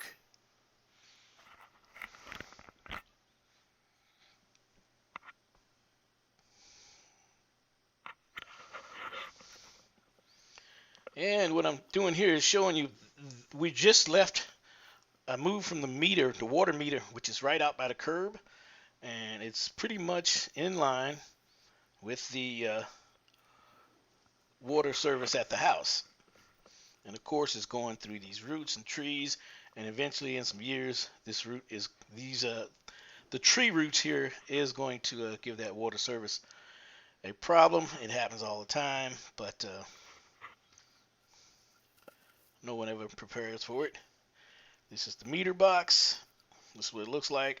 And I always carry a little garden tool around so that I can scrape small dirt like this out my way carefully and safely without damaging anything that's down there. You don't want to just ram a shovel down in here and take a chance and busting the pipe. So we're just taking our time and rake the dirt around. And most of these meters, they do get filled with dirt right away because of their, not right away, but they usually get filled with dirt because as time goes by, the water from the rain and all that, it just builds up. And so what I'm doing now is just cleaning away so that I can get access to the cutoff, the main cutoff, which will cut it off completely to the house. There's two main cutoffs. This is one, and then one, of course, at the house. And of course, we know this is the one when you don't pay your bill would be cut off.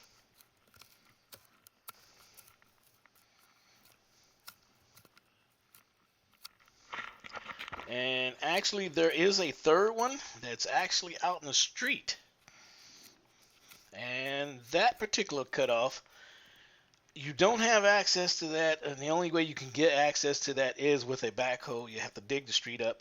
They have to saw cut the blacktop or cement, whatever, to get down to that particular valve to cut the water off. And usually that's only done when the house is being demoed and the service is no longer going to be used. So that's something you never really have to worry about.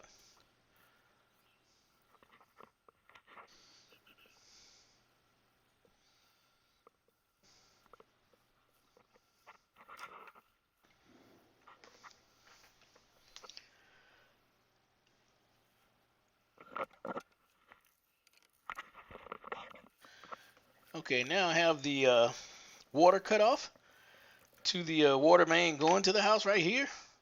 So this is going to allow me the opportunity to go ahead and tie the new line into here. And then once that's done, I can go and cut the water back on, because upstairs in the attic where you see I do have the manifold, that it's cut off right there, so no water's going to go completely through the house, just to the manifold, and that's it. And then we'll slowly go up there and turn on all the valves to the bathrooms, laundry, and kitchen to make sure there's no leaks.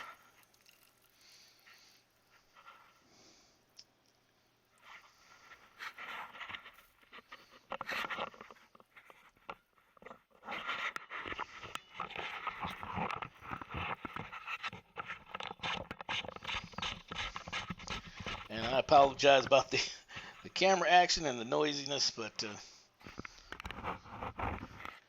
am the cameraman, I'm the janitor, I'm everybody in this video. The writer, the producer. What you see is what you get.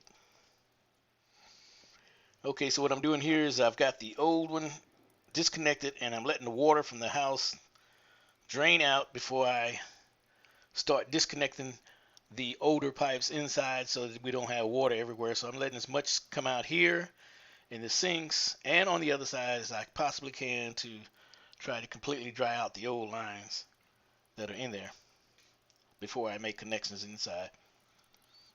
And while that's going on, I'm going to go ahead and start connecting the new line.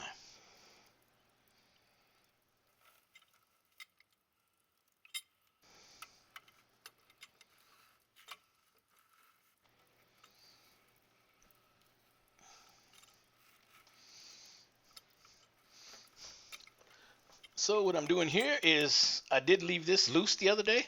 So now we're going to go ahead and start tightening things up.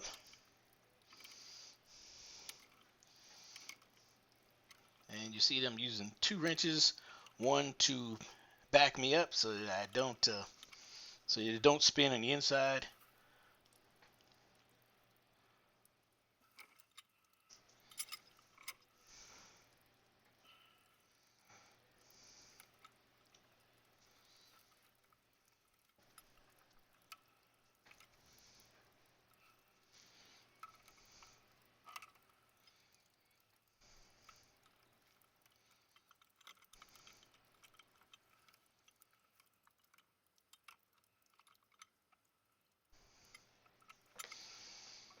You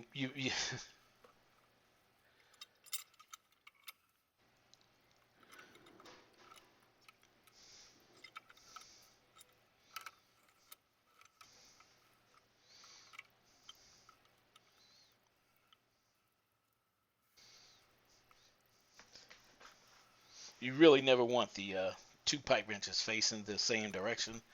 That's why I flip that around. And I know the other pipe wrench looks odd. I seen it, had to have it, and it's been very, very, very helpful. So I've gotten attached to it, and it works in a lot of different situations that other pipe wrenches wouldn't work in.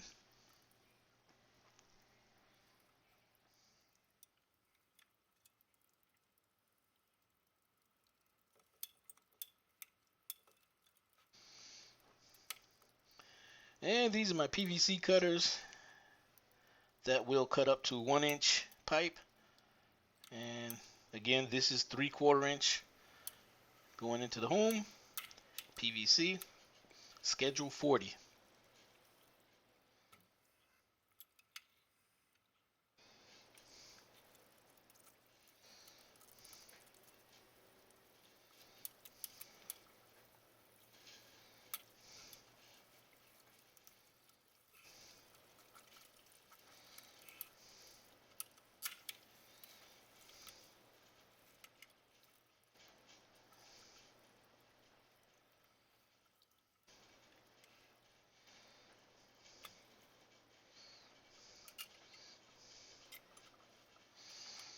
And this is also the day that I'm making all my tie-ins. I'm tying everything back together, all the new stuff together, and disconnecting all the old stuff.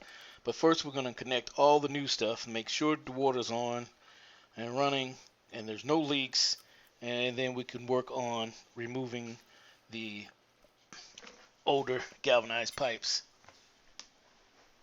and getting them out the way. But the most important thing now is to get the water back to the house on. So I'm working as fast as I can, but not too fast so I don't overlook something and do something wrong.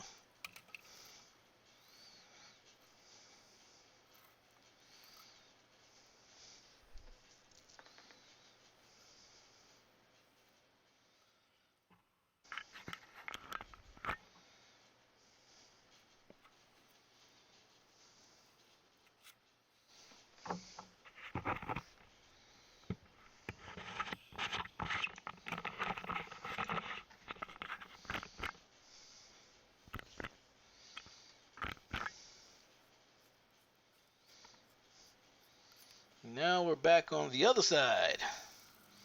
And again, same day, I'm draining the pipes again. And the best place to drain the pipes from the house is the outside faucets, which are usually the lowest fixture in just about any house. It's right there with the toilet. Toilet is going to be one of the lowest ones in the house.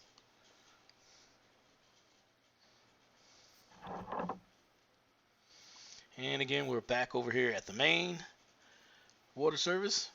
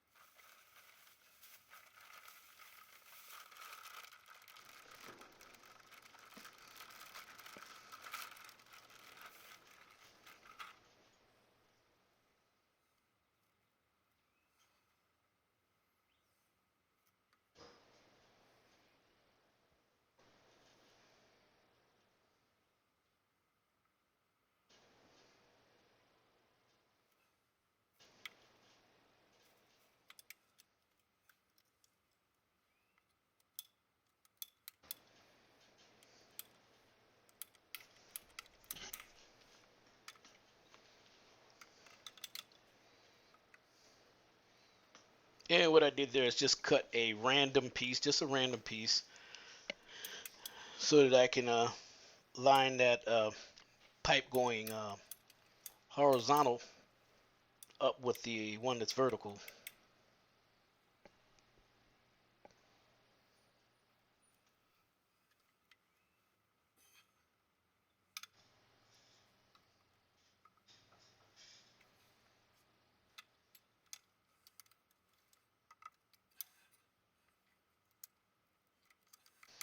And now I'm cutting here so that I can install the 3/4 inch ball valve, PVC ball valve. And I know a lot of you up there in the other parts of the country where the weather's cold, probably sitting there with your mouth open. So what? Uh, yeah, we don't worry about that stuff here. It's the weather's here is usually pretty good. It's not too cold, so that's not a real issue here.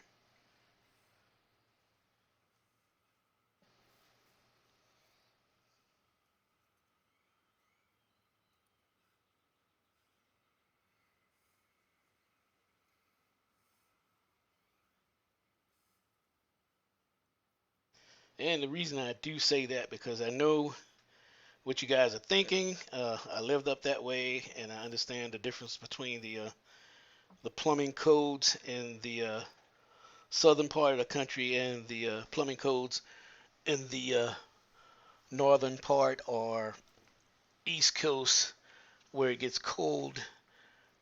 Uh, the stipulations on codes are a little different. and that's due to some of it's due to the weather. Up there, you have to bury the pipes deeper so they don't get um, so they don't freeze.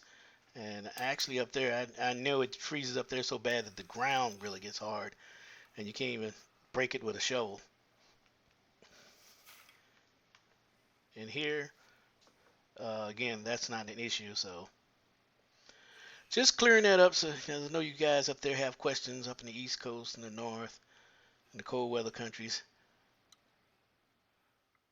And again, if you have any questions that I haven't answered, please feel free to put them down in the comment below. Um, Ask me what you like to know. I've worked in both areas in the country where it's cold, cold, cold, and it's hot, hot, hot. So I do understand the different codes.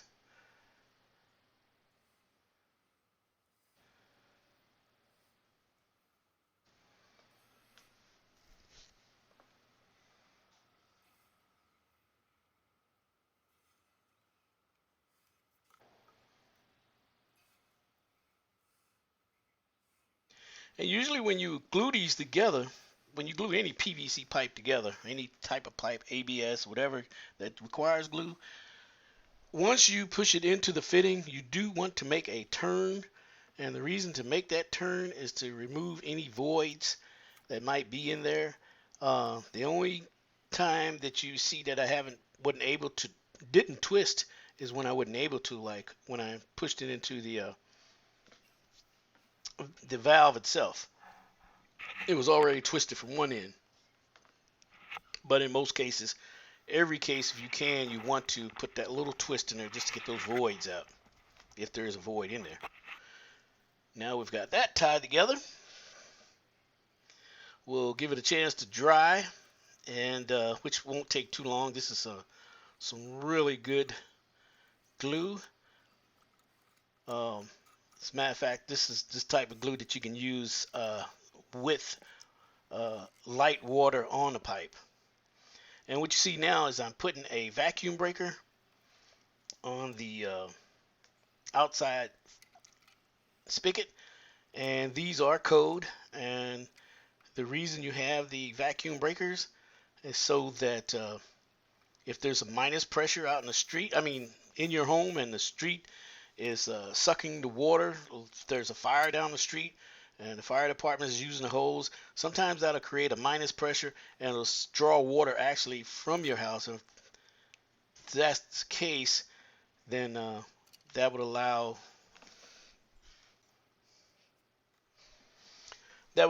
any contamination that you might have in your house to be siphoned out into the main.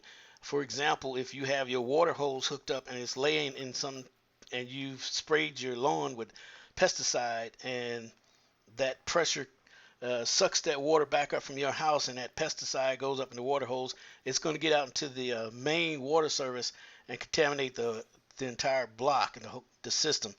So this is the reason why they do use these backflow devices, anti-siphon, so that the water doesn't suck back up the other way. It only go one way and it can't go the other way.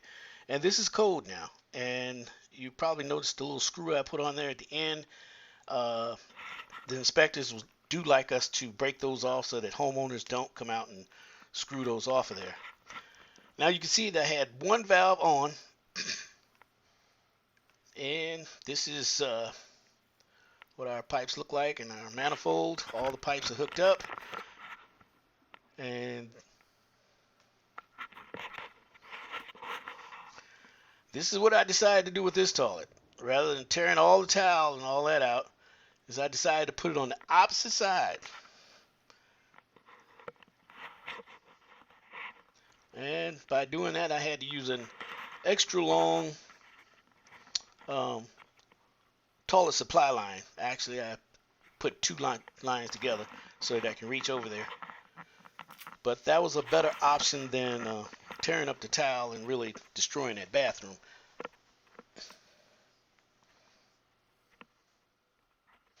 And now you can see I have the drops here, and I have the cutoff valves on.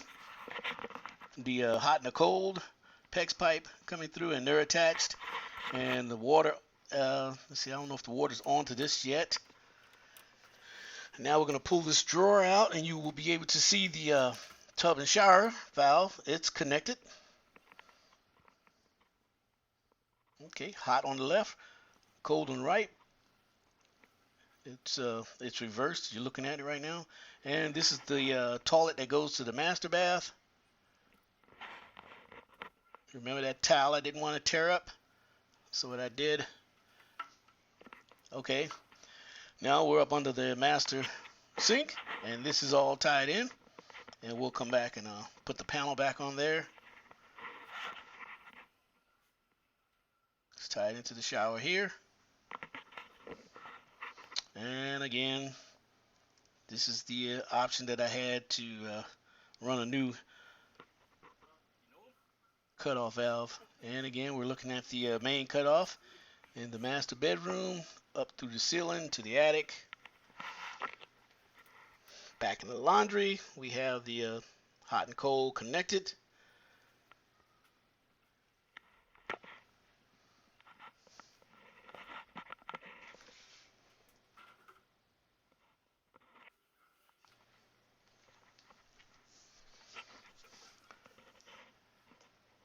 Kitchen sinks all connected.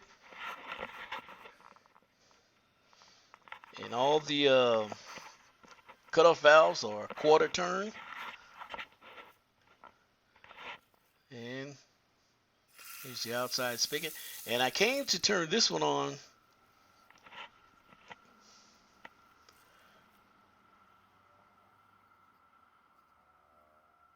Yeah, because of course this is not connected anymore.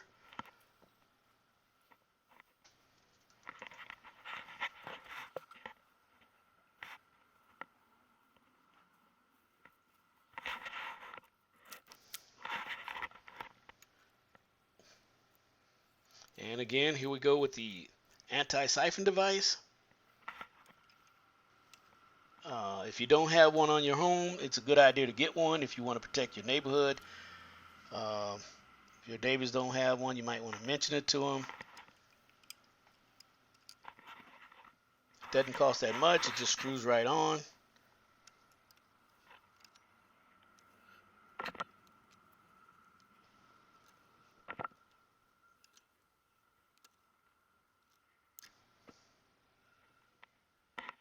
And again, you see me break the screw off, so now it's stuck on there, and they can't just come and unscrew that without changing out the valve itself.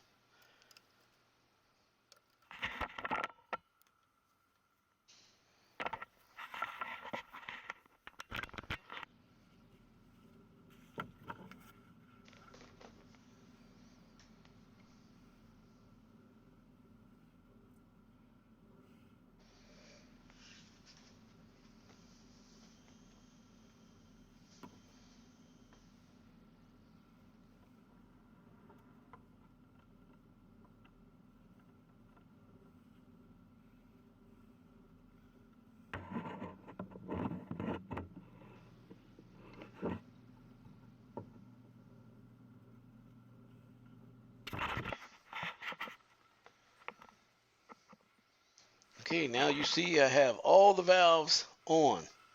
All on the hot side and all on the cold side on. The blue right there in the middle coming up, that's the main coming into the cold manifold. I'm sorry, the one from the side, the left side coming in, that's the main. The one going to the bottom is the one going to the hot water heater.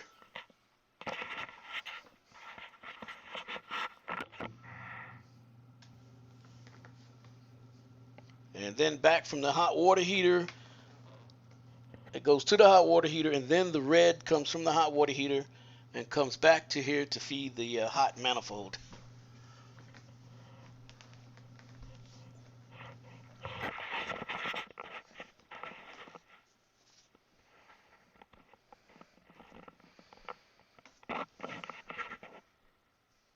Okay.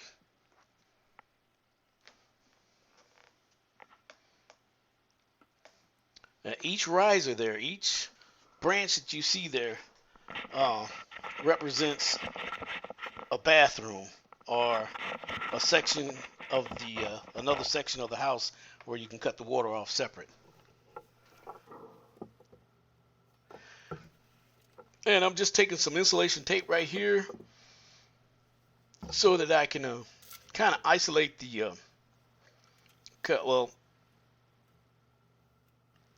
cushion the water line from the 2x4, I mean the plywood itself,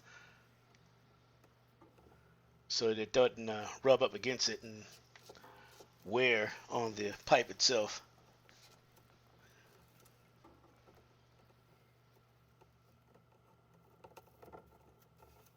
A little insulation between them.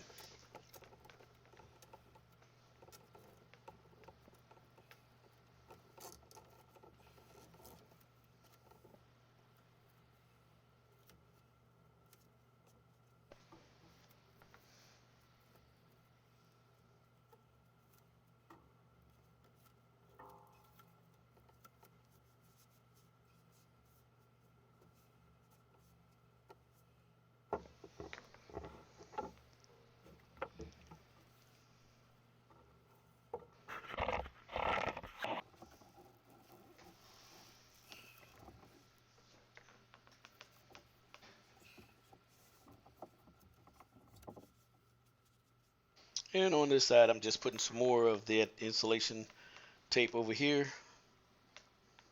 to put an insulator between the pipes and the wood, again, so that it doesn't rub against each other.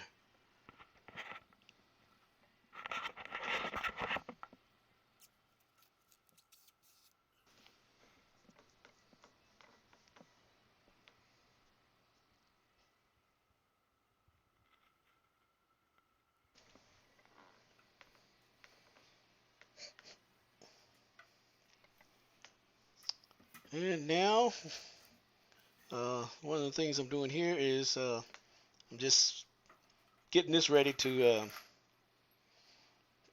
start putting some of the drywall back in some of the areas. And I'm just using a regular piece of 1x,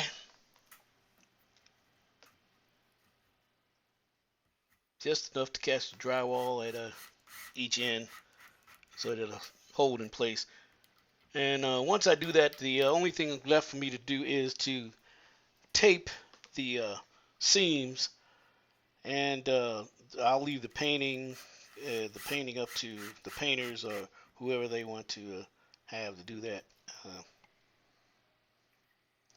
But I will put these patches back in.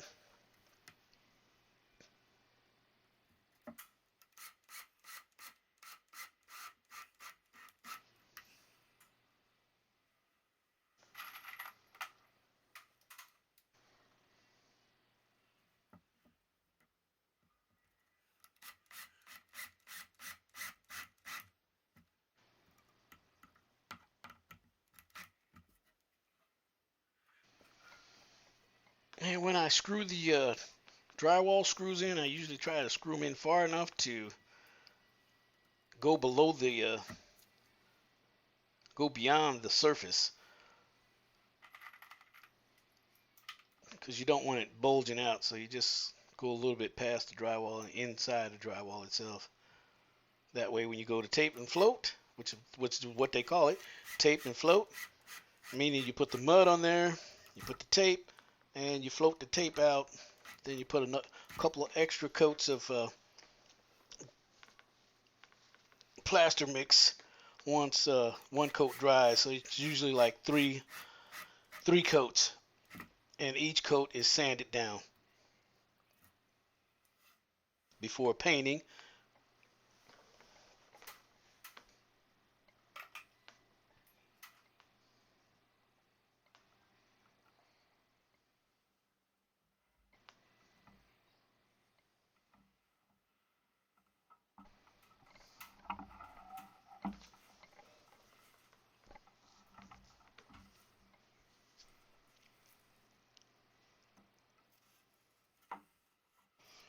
And these 1x pieces, I just made them out of some plywood, just some 3/4 inch plywood I had laying around.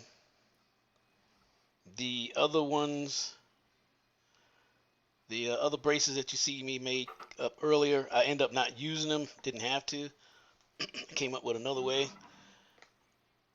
As I said, jobs like this, you become very creative once you start working on them.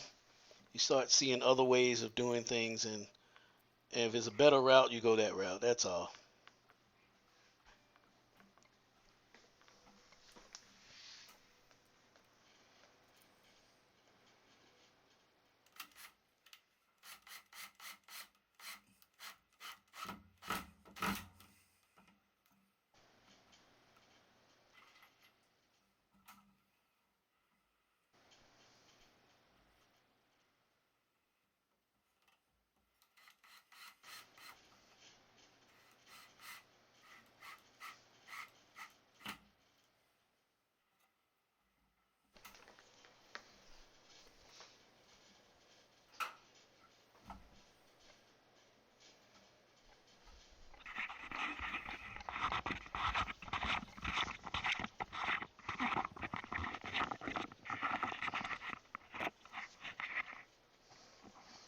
You can see that now you see why I couldn't crawl through here? This is exactly why I couldn't crawl through. I couldn't fit through there. And this is above the laundry room. Just enough to get my camera in there. Actually, my head's not in there. I just stuck the camera up there.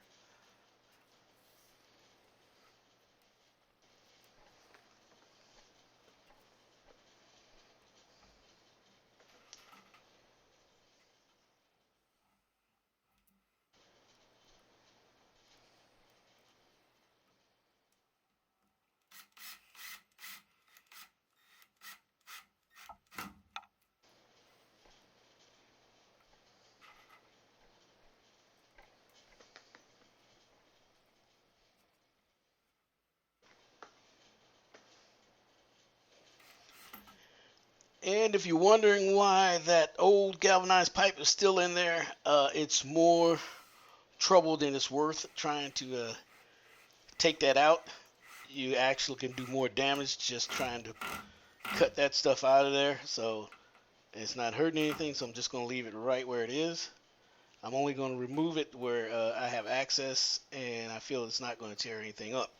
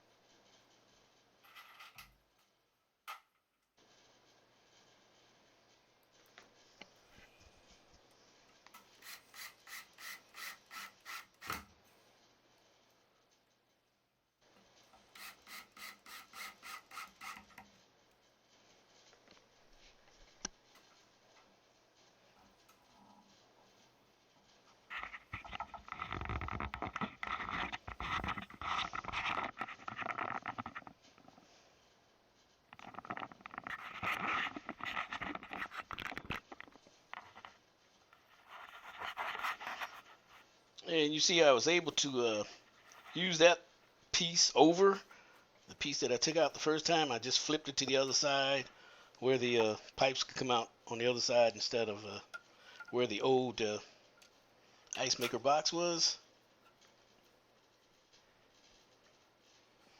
And I'm only taking this loose because I forgot to put the cover on there. So now we're going to put the cover on here.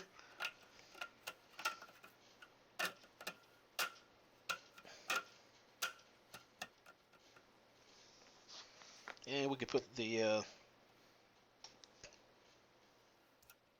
ice maker holes back on.